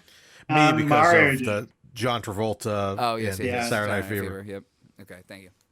Which probably is falling away from, unfortunately, cinema is probably falling away from pop culture in a way. Like a lot of people under the age of 35, they might, like, obviously, they know the Bee Gees, hopefully, staying alive, but they probably don't know the reference to the film. I've never seen it, nor its sequel. Yeah, I've seen the Saturday Night Fever a lot. The sequel is it's a hard slog. The sequel's a hard slog. My next note is that Nitty looks like Michael Lindsay Hall. Did anyone watch the Get Back documentary? Yes, I'm a huge Beatles fan. Hell yeah. Mario, did you see any clips from the Get Back documentary? I watched quite a bit of it. I didn't finish it, but yeah, I've seen it. You know Michael Lindsay Hogg, the director of the special? Yeah. Doesn't Nitty look like Michael Lindsay Hogg? I can see it. Yeah, I can see it. Yeah. I'll pull up some pictures. You guys continue with your notes. Yeah, they make out like Frank Nitti. This is where like they really take liberties. Like he's an assassin. Like Frank Nitti was a real person, but he was more like a businessman. Like he was like an operations manager of Capone's like operation. Like he was. I don't think he actually killed anybody himself. Yes, They make him out like he's that he died of suicide. He unalived himself. Who's the actor again? Billy Draco? Yes, Billy. Oh, hold on, I've got to pull it up. He was in a Drago. really good episode of The X-Files, and he had some power in it, but he's got a creepy voice and he looks creepy. So that's Michael Lindsay Hogg. Yep, yeah, I can see that's it. Billy Drago. Yeah, I can see it. Especially when his hat's off and his hair's starting to get a bit mess. Do you like the white? Oh, right here, maybe. Always in the white outfits. Yeah. Especially right there. Yeah, I can see it. Anyway, sorry. Yes, I like his white outfit that he's wearing. Yeah, Everyone's very fashionable in this because of the Armani dressing. Yeah, were they just trying to be a bit maybe Miami Vice-ish? Because Miami Vice is still on at that point. But it's interesting the white. I always thought the white outfit. Is he like especially like the Angel of Death? Maybe. Yeah. I dig that. Yeah. All right, let me whittle away at this Wikipedia, and then we can just free talk and then get to our ratings. Yeah, let's get in there. Speaking of Beatles, here's my little yellow submarine coffee mug. Oh. Yeah, I've got It's funny. I was drinking out of a Let It Be mug. Nice. Whoa, look at that. I like that. Yeah. I have a mug Coffee. around here that just has music notes on it. Well, that's pretty cool, though. We got to get you a Beatles mug. Yeah. Beatles triplets. Beatles mug triplets. Okay. I'll finish up the wiki here. Later, when Payne testifies at Capone's trial... Oh, I'm sorry. You know what? I'll just put it up on the screen so people can read it along with me because it's fun. Later, when Payne testifies at Capone's trial, Ness observes that Capone appears strangely calm and that Nitti is wearing a gun in the courtroom. Can I do Kevin Costner? Like Kevin Costner when he sees the gun, he's like, "Son of a bitch is wearing a gun in court." Yeah, that was a great moment. As was the switching of the jury. All right, let's get to it. I'll just whittle away these paragraphs and then we can talk about everything we want to. Hit it. The bailiff removes Nitti and searches him, finding a note from Chicago Mayor William Hale Thompson, which effectively permits him to carry the weapon. However, noticing Nitti possesses a matchbook with Malone's address written inside, Ness realizes that Nitti killed Malone. Panicked, Nitti shoots the bailiff before fleeing to the courthouse roof where Ness captures him. After Nitti insults the memory of Malone and gloats that he will escape conviction for the murder, an enraged Ness pushes Nitti off the roof to his death, avenging Wallace and Malone. Stone gives Ness a list taken from Nitti's coat, which shows that the jurors in the trial are all on Capone's payroll. Behind closed doors, Ness persuades the jury to switch Capone's jury. Ness persuades the judge to convince. Behind closed doors, Ness persuades the judge to switch Capone's jury with one hearing an unrelated divorce case by telling the judge that he is on Capone's payroll and they can prove it.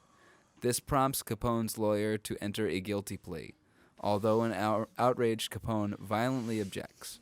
Capone is later convicted of tax evasion and sentenced to 11 years in prison. On the day Capone begins serving his sentence, Ness closes up his office, giving Malone's St. Jude medallion and call box key to Stone as a farewell present. As Ness leaves the police station, a reporter asks him what he will do upon the probable repeal of Prohibition, to which he replies, "I think I'll have a drink." Real quick, I just want because I didn't write this in my notes, and I just want to bring it up now before I forget it. So the first shot of this film is the beautiful, long overhead shot of Capone being shaved. Yes? That was going to be the final shot of this film, except rather than going from up to close up, from far away to close up, it was going to be close up to far away, revealing that he's in prison. Getting the same treatment in prison. Yeah. Ooh. I would have much preferred that ending. He probably did like that, and that's probably more realistic because those guys used to live pretty well in prison. Oh yeah, that's kind of like the inspiration, with Kingpin in like the comic books and in Marvel. He was always kind of like the high class. He had the high class cell, and he still kind of ran the prison. He was the Kingpin, you know what I mean? But it was kind of like I think Capone was very inspirational in that fact. So yeah, I'm sure that would have been a tremendous. I rather see that. The ending, like with the "I'm gonna have a drink." It's a funny line, I guess. Not if you know Elliot Ness's real history though. But it's almost like it's a real 80s, early 90s. It's too Hollywood. Ending. It's too Hollywood. It leaves everything on an optimistic note when all these terrible things have happened. Yeah. And it's like, why? It's almost like, the question is, did this movie need a Bryan Adams song? Like, it's almost, I'm surprised they didn't have a song at the end. In the summer of 69. Like, what? Why this song? 1869. Yeah, but it's like, it almost is a little bit like Prince of Thieves. Like, you're waiting for everything I do it for you. Like, it's a little bit cliche. Is that in that movie? It's in Prince of Thieves, yeah. Oh my God! Stop spoiling stuff for future Connery movies. Yeah, for us. I clear my brain of that because it's going to be so much more effective if I don't know it. Yeah. Oh my God. Yeah. I fucking love the roof roll when Costner rolls off the roof down to the section below. Like how did he know? He couldn't have known. That must have been the most terrifying 4 seconds of his life. The action sequences are really good. I mean, obviously, how would he have known that the thing was there to catch him? But the whole action scene, like getting Nitty because Nitty takes off, all that, the cabin and in Canada, they're all really good sequences. And yet, see, obviously we mentioned Connery with Thompson, and just and they're still, the film doesn't feel dated in those scenes at all. That whole jumping off the ledge and revealing that he's on the edge, it's very classic movie trope. You can see that in Back to the Future 2 when Marty falls off Biff's tower and then he reveals that he's on a DeLorean and Doc takes him out and they fly away. And he wouldn't have been able to do a movies. badass entrance. He'd still be recovering from the heart attack that he had because he came so close to falling off a car off 50 stories or whatever.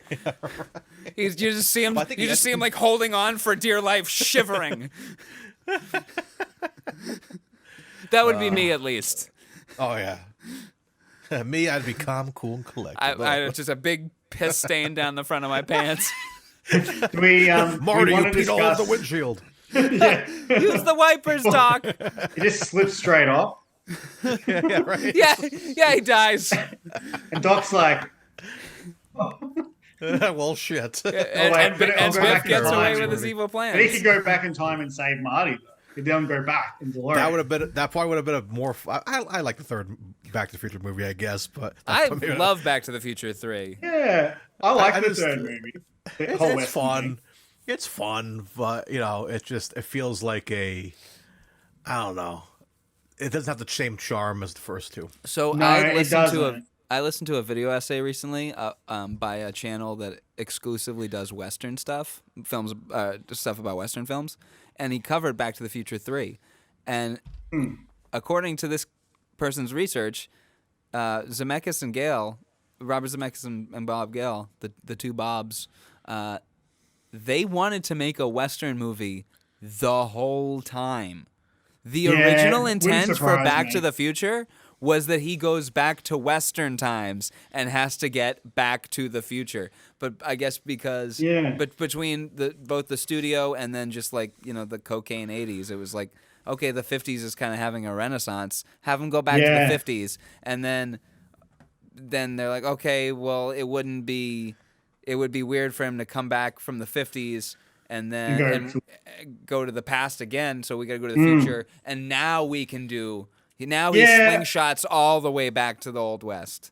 I think the order of that 50s going forward. What year is it? 2015. 2015. Yeah. 2015. Which 8 is in the years past for us. ago. And then going back to the 1885. I do think that works well. Yeah. In terms of its order. But it would have been weird if it went in any other order. But anyway, why did you bring up Back to the Future 3, Mario? I'm sorry. Yeah. Oh, because of the classic trope from 2 when he falls off the roof. But I just wanted to share this. That's right. I still have this. This came out on it was what was the exact date? October 22nd, 2015. This came out on US Today, and I remember running to the store to pick this up. And it's all a real newspaper. It has ads for George's book and stuff, and then the real news that happened that day. But yeah, it's still in good condition. I gotta frame this, dude. That's pretty cool that I do that. I love how it is youth jailed, which is in 2015 not an important news story. It's important for that guy and his family, but also that an unnamed youth being jailed, who's not the son of anyone famous or anything, made front page news. Yeah, and that seems a bit unbelievable because it's not a big city. Yeah, it's like my hometown of Bristol, Rhode Island. A squirrel made news once. You know what I mean? Local squirrel falls into someone's boat or something. Yeah, local youth squirrel jailed. But do we want to discuss? I mean, obviously, spoiler alert: Connery's demise. And Yeah, I the fact that he somehow keeps all the blood in his body. I thought he would. so Yeah, I long. was like, because I really wanted to get this note down, so I was like Yeah. waiting for it to happen. We Yeah. usually do, Connery's first appearance, like time wise, and I Yeah. put Connery time of death 1 hour 25 minutes 29 seconds. Yeah, so it's still a fair bit of film to go.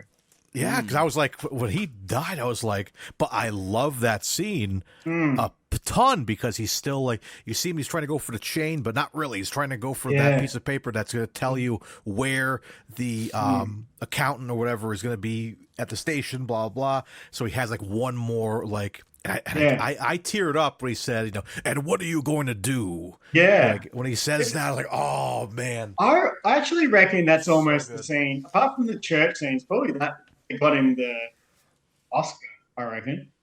Probably. He's pretty good in that death scene. Yeah, he is very good in that death He's scene. tremendous. Well, if I may, Mario, can we recount the films that we've covered where he has died? Yeah, I'm interested. I'm looking through them right now. So the Molly Maguires, First night for sure. First Night, yeah. Yeah. The Molly Maguires, he's sentenced to hang, but we don't see it. Yeah, that's right. The Next Man, Robin and Marion, so 2 in a row where he dies. Do we count him his fake death and you only live twice? Well, good. Or yeah. From Russia with Love. Yeah, right. Oh, yeah. Yeah, From Russia with Love. The Untouchables, Family Business, he dies, right? Yes. Yep. Medicine Man. Yeah. Oh, no. Does he know? I don't think he died in Medicine Man. Yes, he does. No, does he he? doesn't. No, sorry. A Good Man in Africa, he dies. Yeah, I'm sorry. he dies. I'm sorry. A Good Man in Africa, First Night, The Avengers. Finding Forrester. Did we say that? Yeah, he dies Finding in that. Forrester. Okay, so that covers it. Those are the ones. I forgot to Well, keep he count, dies. Well, he dies in the League of Extraordinary Gentlemen. Just stop spoiling Maybe. movies for us. Stop. Maybe. At that point, I'm going to take a Connor P. You guys keep talking. Yeah. Yeah. We'll probably. I don't know. Well, sorry. Spoiler alert. Spoiler alert. I'm going to go handle my Untouchable right now. Go untouchable. Untouch it. I don't want to untouch it. Yeah, I haven't seen League in a long. I'm excited to see that one. Yeah, Again, I haven't because seen it in a for long time. I haven't seen it for a long. I saw it when it came out because, I saw pretty much all of Connery's films that were coming out at the time, around that time. But yeah, it's interesting to go back to a superhero movie. Seems like that long ago. It's over 20 years ago. Yeah, that was like kind of the weird time of superhero films, if you think about it, because that was like the original Marvel before MCU was the thing. Your Fox heroes and all that. So I think they were kind of trying to cash in on that excitement, but like they were. it didn't really. And it was difficult. I think it was difficult for Connery. Like special effects was coming in. The characters at the time probably didn't mean as much.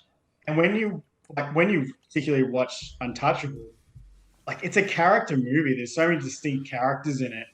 And at that time, and when League came out, that was falling away a bit. That was for movies. I can see Connery he was apparently really frustrated with that movie. Oh, I bet. Yeah, I'm sure he was like fed up and is kind was. of like on his way out. So and then. And the one we're waiting for Sir Billy, we're like, where's where was he at there? Where he was like, I want to do this Scottish-made 3D animation film. I'm voicing essentially myself, and like we haven't seen much of it because we don't want to like spoil ourselves from it. Like it looks like a fever dream. It looks insane. Yeah, I know. That's what I've heard. He almost came back for Indiana Jones and the Kingdom of the Crystal Skull. They really, Spielberg and Harrison Ford said, we could have you in it somehow.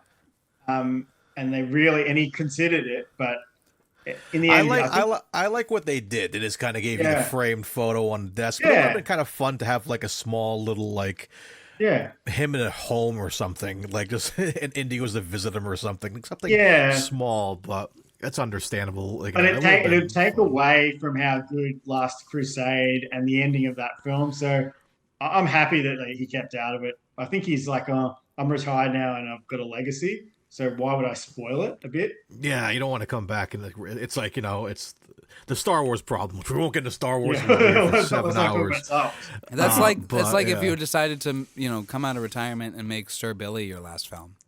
Well, yeah. Well, that's enough. Yeah. That's what we were just talking about. That yeah. But he was so into like Scotland and supporting Scottish things. Like I can see why he did it, but Yeah, so I think it's why we're very curious and saving that for the last film. 'Cause we're yeah, like, I okay, reckon this it's an last- appropriate last one.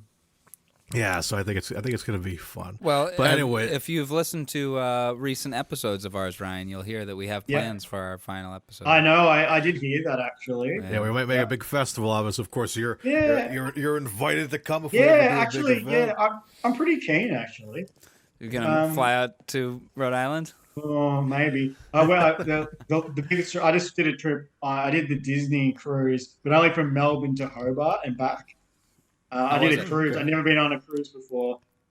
Well, I don't know if you know this part of the world, but it's pretty rough water. Like going through, there's like the Bass Strait Ocean below us, and then Tasman Sea, not Tasman Ocean, Tasman Sea. And I got seasick on the way back from Hobart, and we're on a big ship, and it was pretty rough. So I'm not going to go on cruises. So if I go anywhere, it'll definitely be by plane. Fair yeah, enough. there you go. Well, you're There more you than go. invited to Sir Billy Fest. There we go. Sir Billy Yeah, Fest.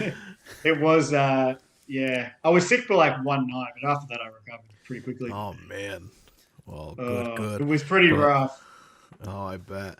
But all right, I think with that being said, Dylan, do you have any more notes you want to cover? I really like that shot of Nitty falling.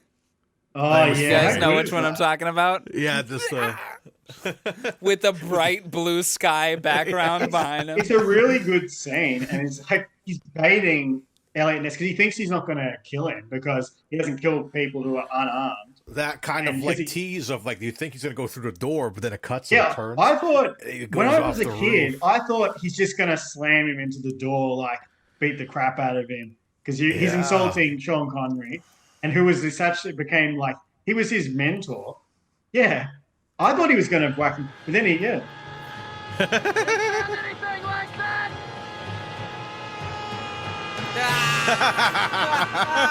and straight through the car.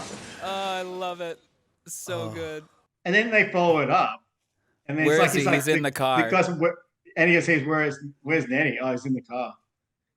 So good. I love that. It looks like you're like we're in a fever dream movie or like a Yeah. kids show. It's It really looks like well a done. Soundgarden music video. Yeah, Black Hole Sun, won't you come? Smash. I would assume a stuntman, actually jumped off the building to like a big, inflatable thing because that's what it looks like. Oh yeah, they probably had someone on wires or something. Yeah, wires and an inflatable, to hit the. Yeah, at because that point, that it's like, looks- who Yeah. made the choice to be like, we got to see his face as he goes down, like, Yeah, like yeah, come on. That see, right there is I don't know clear. how That's did- clearly a yeah, how did person they do being. that was really well done. Yeah, look at that. Yeah, that It's looks probably great. really simple. Unless that's one of those dummies they got in Temple of Doom. Maybe. No, I see arms. There's arm movement there. No. Yeah. That's what I mean though. They made special mannequins in Temple of Doom for the bridge fall scene Oh, when yeah, the Indy cuts bridge the bridge. falling. All Yeah. those people that fall down, They those are all- mannequins with motorized arms and legs. Oh, Yeah. okay. Yeah. But he's like, and that's the scene where, like, really, Elliot Ness he is almost going towards being like Al Capone. He's killed a guy in two cold people blood now. And he's killed one. That guy, he's An unarmed. accident. He's disarmed him. He's murdered as revenge for killing Malone, who was his mentor and like his best friend. I mean, by the end of the film, they're best friends. Mm. So I have two other shots I just want to share that I took screenshots. Connery trying to keep all the blood in his body. That was amazing. Well, I love. I He took gets shot, this he because gets I shot in love the this front and the room. back, and he somehow lasts like I don't know how long the period. Yeah, of he time. does last a long time, and he Yeah, bleeds I out was a like- lot. I thought he was just dead Interesting. already. Yeah, well, interesting fact is Connery had never been like set up with a squib before. Apparently, it never happened in his film career. Huh? So actual squib. and they must have said so they were rigging him up with all like because he gets shot about what 6 times in the front and 6 in the back, or at least. It's a lot. And it's a lot. And they said, oh, this is one of the most squibs we've put on one person. Like was a lot. And they said to Connery, have you ever had been fitted? And he said, no. Oh my. Yeah, so like- and apparently he actually got a little bit. It was on the making of. I watched the making of. He got a little bit of the blood in his eye, and had to like flush it out. They're like all worried for Oh, my. 2 seconds. Oh my god, one of the stars of the film, Sean Connery, and he's got flicked with the blood in his eye because you see it, and when he gets shot, the blood's gone everywhere. Yeah. Yeah, seriously. And he'd never been squibbed before. Never been squibbed. That's And like they- losing your virginity in a BDSM It's dungeon. a squibbed virginity loss, and it really hurts apparently when it goes off. Oh, I bet. I can imagine there's Yeah. a little bit of a shake. He said, "Oh, what does it feel like?" And the stunt guys rigging him up, the firearm, they're like, "Oh, it's going to hurt a little bit." And it turns, and the stunt guy is Eugene Levy. No, it's not Eugene Levy. It's Chris Klein or something. He's like warm apple pie. Yeah. Sorry. So I'm just gonna share these last 2 screenshots. I fucking love this room. Look how cozy that room looks. It looks like the producers or something. And, Whose house is it? I don't know, but it's gorgeous, and I love this. I love this wood paneling on this wall, but it's wallpaper in this half of the room, and the piano against this wall. Like, Yeah. it's so beautiful. And then how this couch here extends into like both rooms. It's beautiful. Is that not? Ness's house. Yeah, is that not Elliot Ness's house? Yeah, it probably Yeah, is. I think it could be. They never actually say where he is, but he gets the phone call from his wife, and she's picking out like colors and stuff from the decorator. Remember? Yeah, Yeah, so that wall must be under construction, and they're going to put like Yeah, wallpaper and- on it. maybe. He doesn't tell Connery that he's talking to his wife, and Connery just knows because he's instinctive. And he said, like, "How's your wife?" or something. Makes a comment Yeah.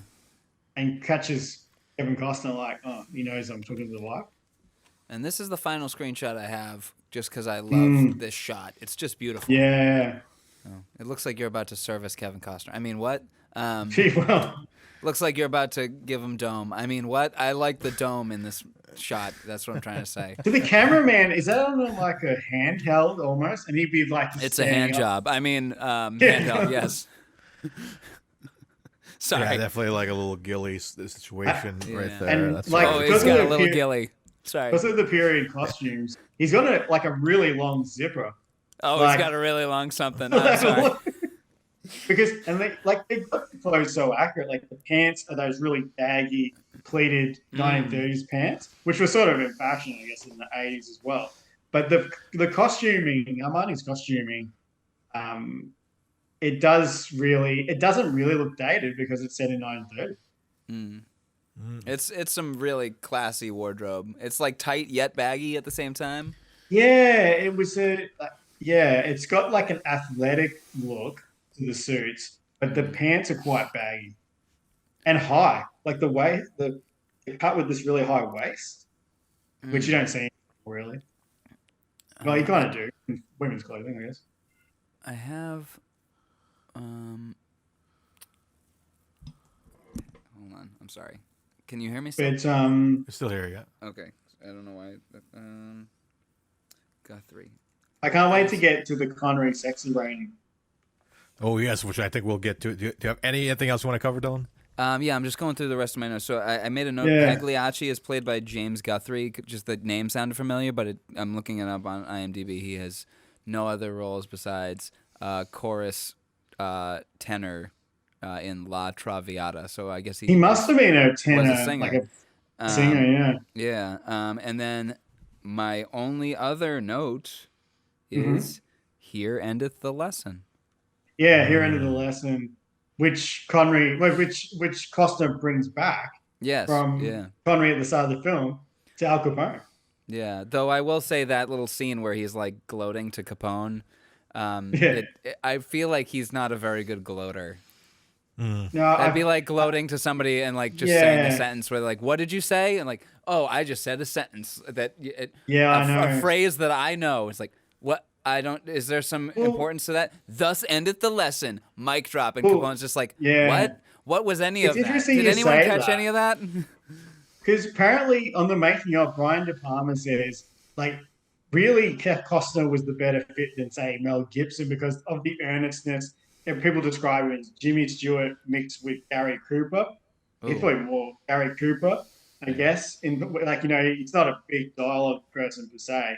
But he said he's really good at saying these forthright lines because some of them are pretty, like, I don't know, corny, but he sort of sells them.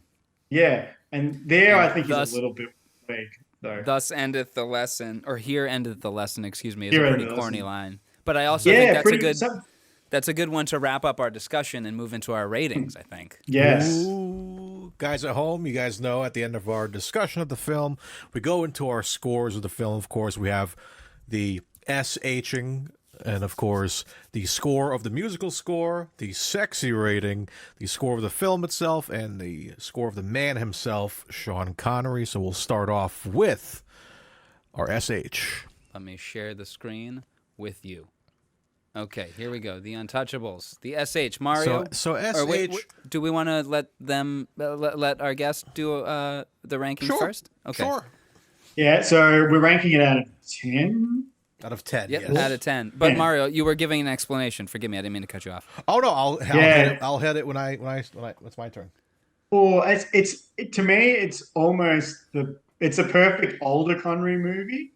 It's a great film I would say it's at least a 9. Like I don't which 9 like 9.5. It's almost the perfect 80s action period film, and probably almost the perfect older Connery film. Well, we're just rating the SH. Oh, So yeah. His accent. yeah, so His accent, not the actual movie. No, we'll get into that. This is just how thick the H is on when he says a sentence with the letter S in it. How thick is the H on that S? I reckon it's at least an 8. 8? You're gonna give it an 8? Pretty up there. Alrighty, you're gonna give it an 8. There's a few times because he's doing a lot of large dialogue, like monologues. Yeah. Doing Mario, it a bit. what are you gonna give it? With me, I was going to give it a nice 7. I think it's there. Yeah. I think it's definitely thick. I'm going to give him kudos, though, because he is trying an accent. He's trying an Irish accent at sometimes, but you can tell he tried a little bit. He's like, oh, fuck this. I'm just going to keep on going with my usual voice. And this continues on, and, yeah, it's definitely there. And but it's not too bad where I can't, understand anything. So 7 is a good spot, I believe. Yeah, I would. Yeah. I think you gents are being far too kind here. This is a 9. This is clearly a 9. In fact, I have a note here that I skipped just for this section. Even his SHs have an extra H. He says, shut up. And it sounds like there's 8 H's in there. Yeah, I guess when you think about it, there's a lot. Yeah, there's a line he says, shut up, I'm working. And my note was, even his SH has an H. Yeah, because So, Richard it's a 9. Richard Bradford is, well, I guess he's his friend with the white hair who always plays a heavy. Yeah, he says, oh, where are you going? You go to the circus, are you? He's like at the top of the morning Irish accent. And he's like, shut up, I'm working. Yeah. Yep. All right, let's move on to our sexy rating. Ryan, you want to go? Out of 10, what are you giving the sexiness of both Sean Connery and this film as a whole? Ooh, it's a very sort of sexy time period. Like it's glamorous as well as it's violent. Ooh, it's pretty. And Connery, it's interesting, like because he references I'm the old guy now, but he looks so good older. Like, and he's a bit. He is noticeably a little paunchy, I think, and I think that's something he wanted. But his face never changes. Like, it doesn't matter if Connery put on a few pounds. His face never really changed much, the shape. So I would say he's definitely up there. He was sexiest man alive not long after that, really. So probably, you could almost say a 9, I reckon. Oh, wow. He wears a good cardigan, too. Ooh, he does look good in that cardigan. Yeah. Mario? I think he looks great in this movie, but I don't think this is a sexy movie. It's a cool movie. It's a cool movie, yeah. So, because it's not like, I respect that there's no like, there's not like a lot of like heavy, sexualized like women in it. It's like you only see like one woman, really, like two women maybe in this movie. Patricia Clarkson and the mother of the girl that dies. Yeah, and then the mom who is pushing the carriage. Yes. Sure. All mothers, all just distressed mothers. Yeah, so I'm like, I don't find this movie very sexy, but he looks tremendous. So I think for that, I'll meet in the middle with a nice 7.5. Okay, I was gonna give it a 5.5 because I don't find this film very sexy at all. Yeah, Connery looks good. Costner I would looks say good. Garcia looks beautiful. Andy Garcia looks amazing in this film, but he does look good. Yeah, there's nothing sexy in this movie. Not one indication of sexiness. Nothing to flaunt these beautiful main actors that they have. You know what I mean? In retrospect, it's probably glamorous is probably the better word. Yeah, it does look glamorous. But like a flat glamour, you know what I mean? Yeah, very like nice. Everyone's wearing beautiful, amazing suits, but nothing's flashy. Yeah, it's all kind like of flat. Casablanca. Like Casablanca is a glamorous film, probably still if you were watching. But even though it's got a romantic plot, it's not really. I don't call it a sexy movie. Yeah. All right, so that wraps up our sexy rating. Let's go to our musical score, provided by one of the masters, Ennio Morricone. I reckon. Ryan, what do you think? For of the me, score? 10 out of 10. 10. It's a really great score. Hell yeah. Mario, what do you got? I really enjoyed it. I thought it was really good. I'm probably going to give it. I think I'm going to go 8 with this one. I think it's very good. It's effective for the time. Yeah. It definitely felt. It didn't feel of the time period. It just felt of the time it was shot. Yeah. So I think that's what was kind of different. Like I didn't feel like because you watch like The Godfather. I feel like I'm in that time period. This one, it felt like it was kind of like an 80s treatment. But it still was. It was still good to me, though. I thought it was really good, and it worked for the film. And there was a couple of like even the emotional scenes, even the music behind like the death scene of Connery, and then the last scene in the office. I think it works. So I think for that, I'll give it an 8 because it made me feel something a little extra. There's some sensitivity to it in the right places. But the main theme, the title theme, with that thump of the drum, and then it kicks with it was like. I don't know what the instruments are, but it's like the kicking sound. That was a drumming.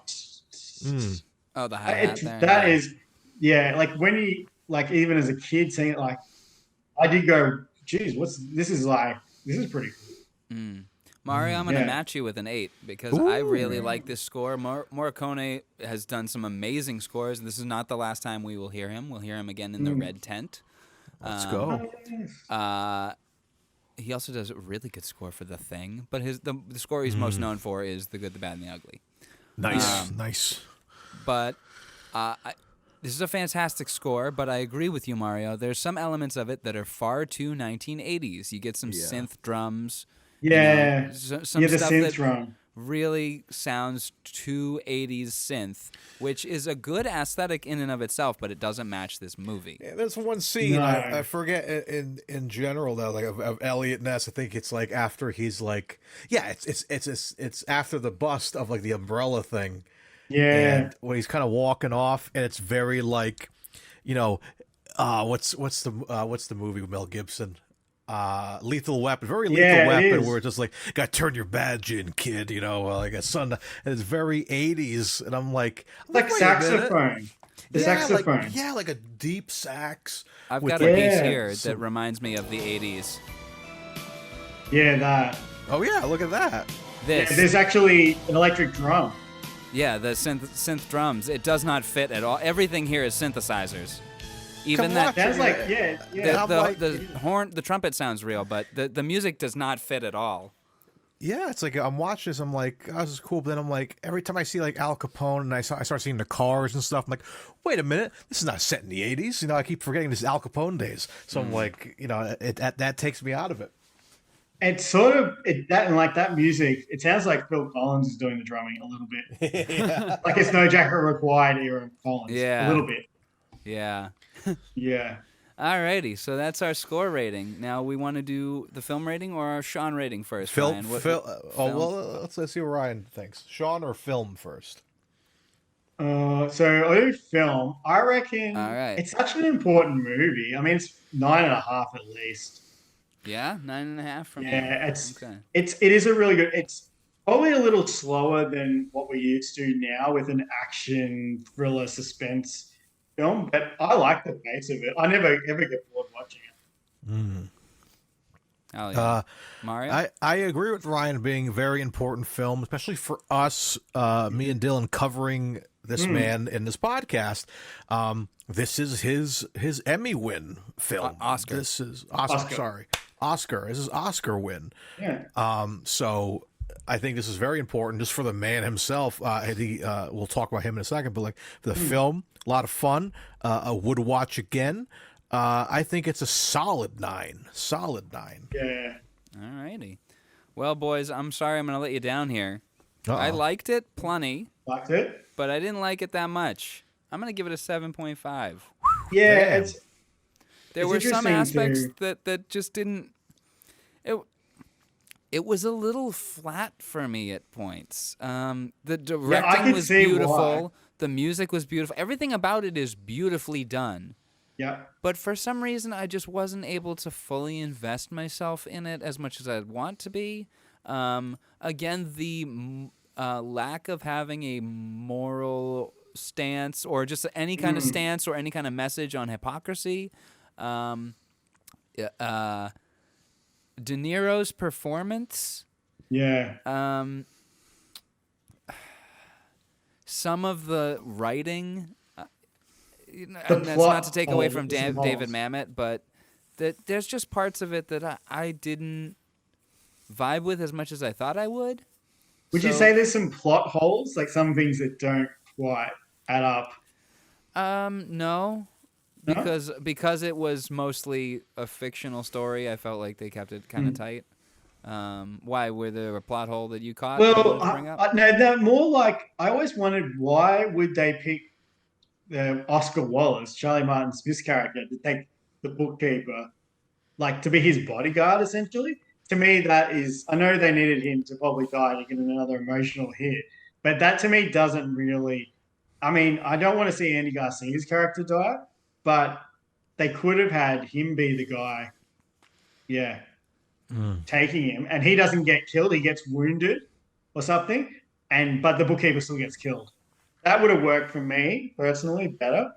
Okay. I don't think it's a plot hole, but I think that's a preference rather than a plot It's hole. a preference. I just think it's the easy kill. It's like, oh, you have poor little Charlie Martin Smith, who's come to the front, because he throws himself in the Canada scenes. In that thing where he's plonking the guy with the shotgun and but then he just gets murdered. I think they could have done that a little bit better. That's my only real, problem. Fair enough. Well, the things that keep the film's rating high and not going lower for me than a 7.5 are Connery and Costner together, Andy Garcia, and the stairway sequence. Oh yeah. And the cinematography. Beautiful cinematography. All right, let's move on to the Sean rating, shall we? The final rating of the evening. Ryan? Yes. We're talking performance. We're talking his character, performance. all around. Everything about the man in this I film. reckon it's such a good, like, he's really, like, he's pushing it in the dialogue scenes, but he's never hamming it up. No, it's a never. really good performance. I mean, yes, he attempted a little bit of an Irish accent, but some movies that you just don't need it. So it doesn't distract me when he slightly does it. And I don't hold it against the performance. Well, I reckon he's gone in the film. Well, I can see why he won the Oscar. It's definitely a 9.5. I would almost put 10, but I'd say 9.5. All right. His performance and him in the film, and the mentorship he has with all the main characters, it's his best. I think it's his best mentor role. Okay. Well, we'll determine that by the end of the podcast for sure. Yeah. Mario, what are you giving him? What are you giving our boy? Mario? 10. A big decision. I didn't know if you had disappeared there because I can't see the other screen. You giving him a 10? 10. I think he's Yeah, tremendous. I love him in this. Yeah, he It's is just- so good. Especially, again, Oscar nominated victory. He won this, and he looks. If you look at the picture of him, I think it's on the IMDb of him. He's holding very the proud award. of getting an Oscar. Look at him, like picture somewhere. Stands up with the Oscar at the ceremony. I never saw it because it was only made up. There it is. Yeah, Look how happy he looks. he was very happy. And when Amazing. he's got the full beard now. Can I have a new picture for the wheel? That's a pretty good photo. I want that that face on the wheel because he looks so like. He was very proud at the time. He always spoke about, I'm proud of getting the Oscar. Like, he was a self-trained actor, never took acting lessons, started in theater stuff.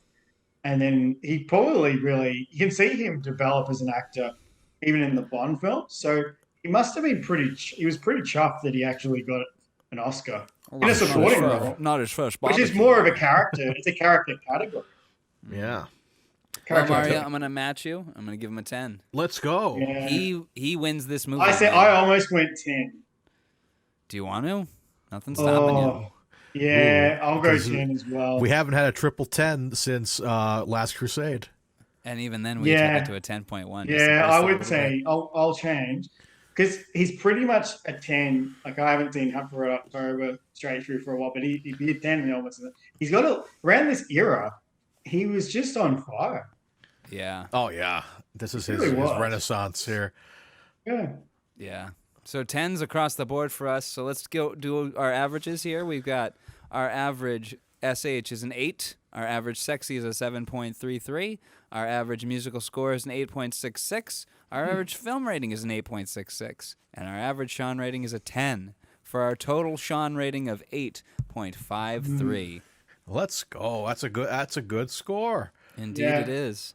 Tremendous. And, But it's interesting. Like, the main thing I take away is Connery, the mentor, and mentoring everybody, and just the relationship he gets going with everyone, and obviously Costner, because Costner's character, like, he's supposed to be like in his early 30s, like Costner, and I think even Costner himself, he went to Connery in real life as a mentor. I think he very much saw him as a mentor. And that's when you need, like, I'm in my 30s. I mean, like, you sort of, I feel like I've sort of gotten somewhere. I'm not, hugely successful, but I feel I need more mentors now because I feel like you get somewhere and then it's like, well, how do you actually do this? So I can relate to Costner going, geez, I'm going to crash and burn if I don't get an older figure. Yeah, absolutely. I can see why, because you do, like, you sort of don't know everything. Yeah, Even if- yeah. Of course. Yeah, But all right. Struggle, yeah. Yeah. But all right. So, guys, that was our discussion of Yeah. 1987's The Untouchables. So that Yeah, I leaves really us enjoyed it. one more thing Oh, do here. shit, son. And, Brian, if you look in your Zoom chat, you'll see a little link you can click that will take you to the tremendous Wheel of Curiosities, where, sir, you get the honor of spinning the wheel don't this click week. on it Right. yet. Don't click on it yet. Yeah, it's very sacred. You can only be spun once. Yes. We've had that mistake once. So if you're able to share your screen, we can I'll watch share my screen. Yes, All right, please. Now, before we spin, we look at what's left, and It's getting smaller and smaller, man. Like it's scary. Yeah, I just got to bring it up. 1 so second. Mario, what are you hoping to see? And what are you not hoping to see? I don't know. You might disagree with me here, man, but I'm in the mood for another Bond. I don't disagree with you. Like I don't. Now, I which don't one? We only have 2 that we can pick feasibly. Yeah, because if we do Thunderball, then we have to do Thunderball and Never Say Never Again back to back. And when we have Diamonds, that we could just do a standalone. I think I want Diamonds because we do have some very fun guests lined up, 2 guests lined up for that episode. So I think I'm leaning towards Diamonds or Forever. I love Goldfinger and Rush of Love, but I love Diamonds because of the campiness and how ridiculous it is. Obviously, I'll it's a share terrible time my for him.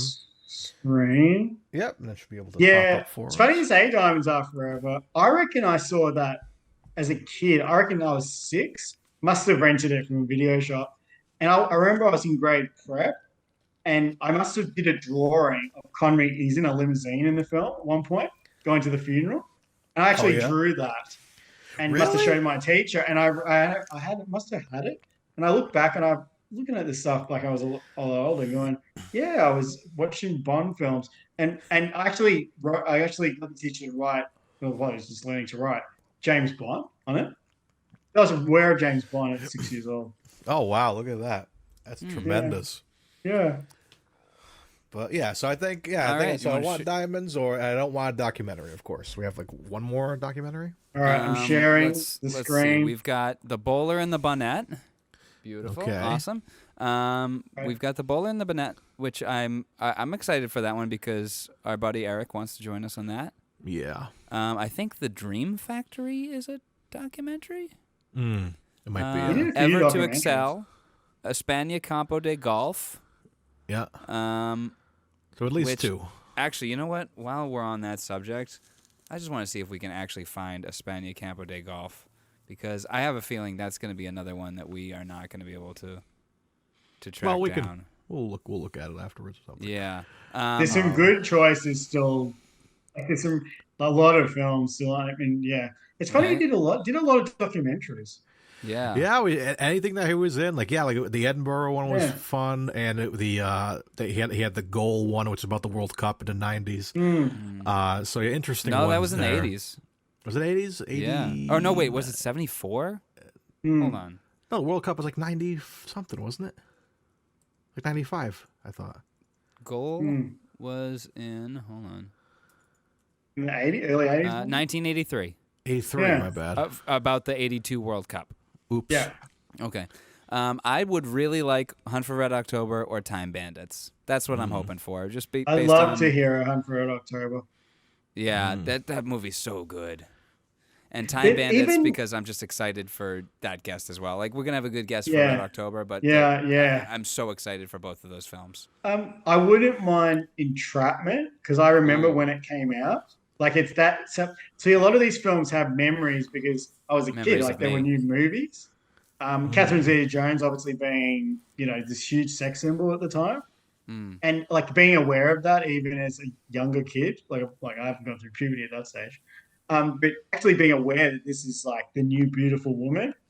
Like, you could not be not aware of that fact. And I've heard nothing but good things about that film, too. So It's good. It is of its time, like released in 99.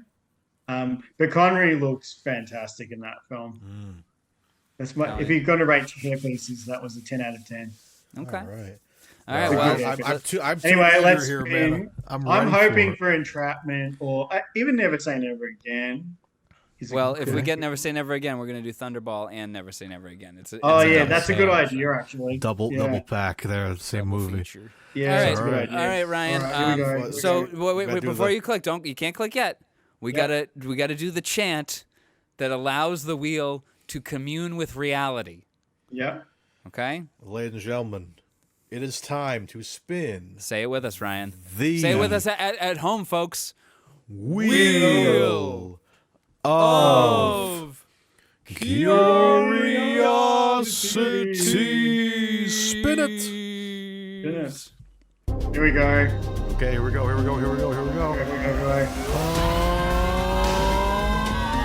Highlander 2. Highlander 2. Okay. But we had a rule here, right? We had a rule.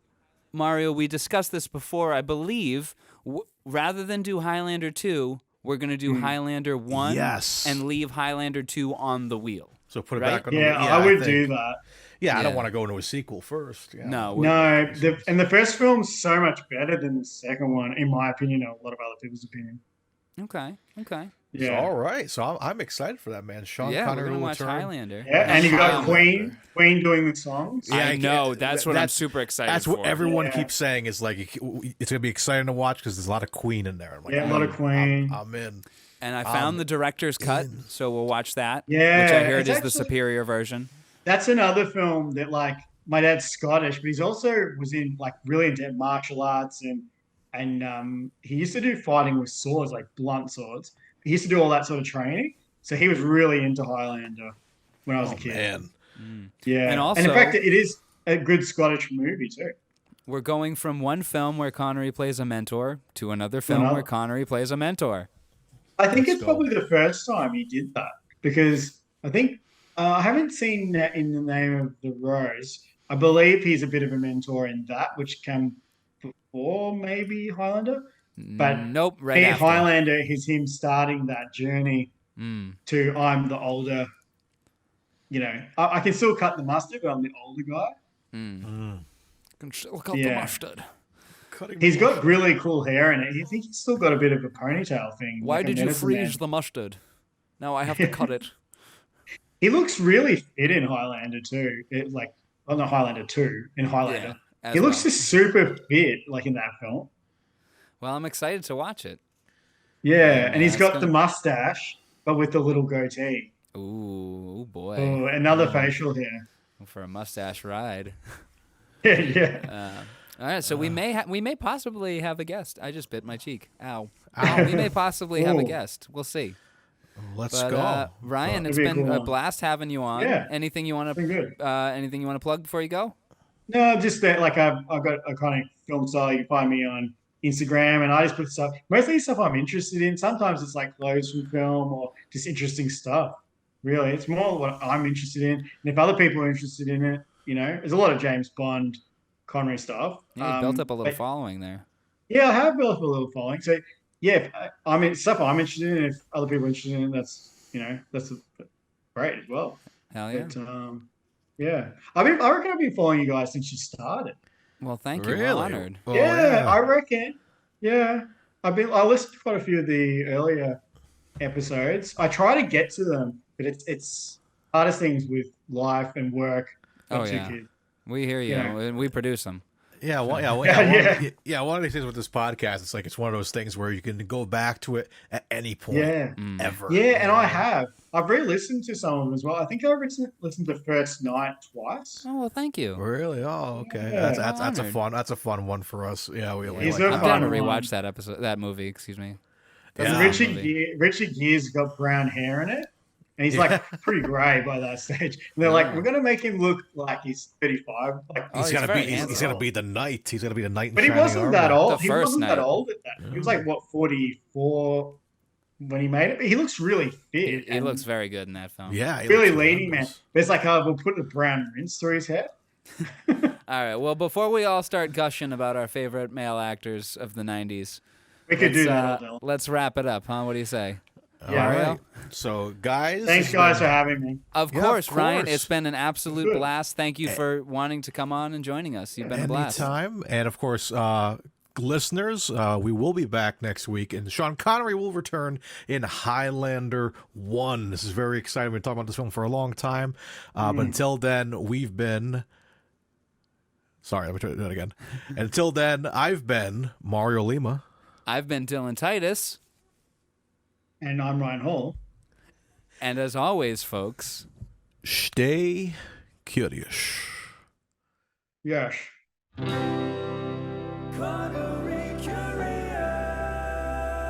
You've been listening to Connery Curious, a Titus Compositions and Friggin' Nerds Media podcast. Follow us on social media for updates, memes, and clips. Find us on Twitter at CuriousPod007 and on Instagram at Connery Curious. You can also visit Titus Compositions at Titus Compositions to hear other podcasts and original music, watch music videos, or even pick up a great vinyl record. For more discussion and content about your favorite films, comics, games, and a network for all things nerdy, visit Friggin' Nerds Media on Twitter at Friggin' Nerds. You can rate, review, and share the podcast in-app, which helps us grow the show and reach the other curious Connerys out there. Thanks for spending time with us, and have a great day, but also, remember, stay curious.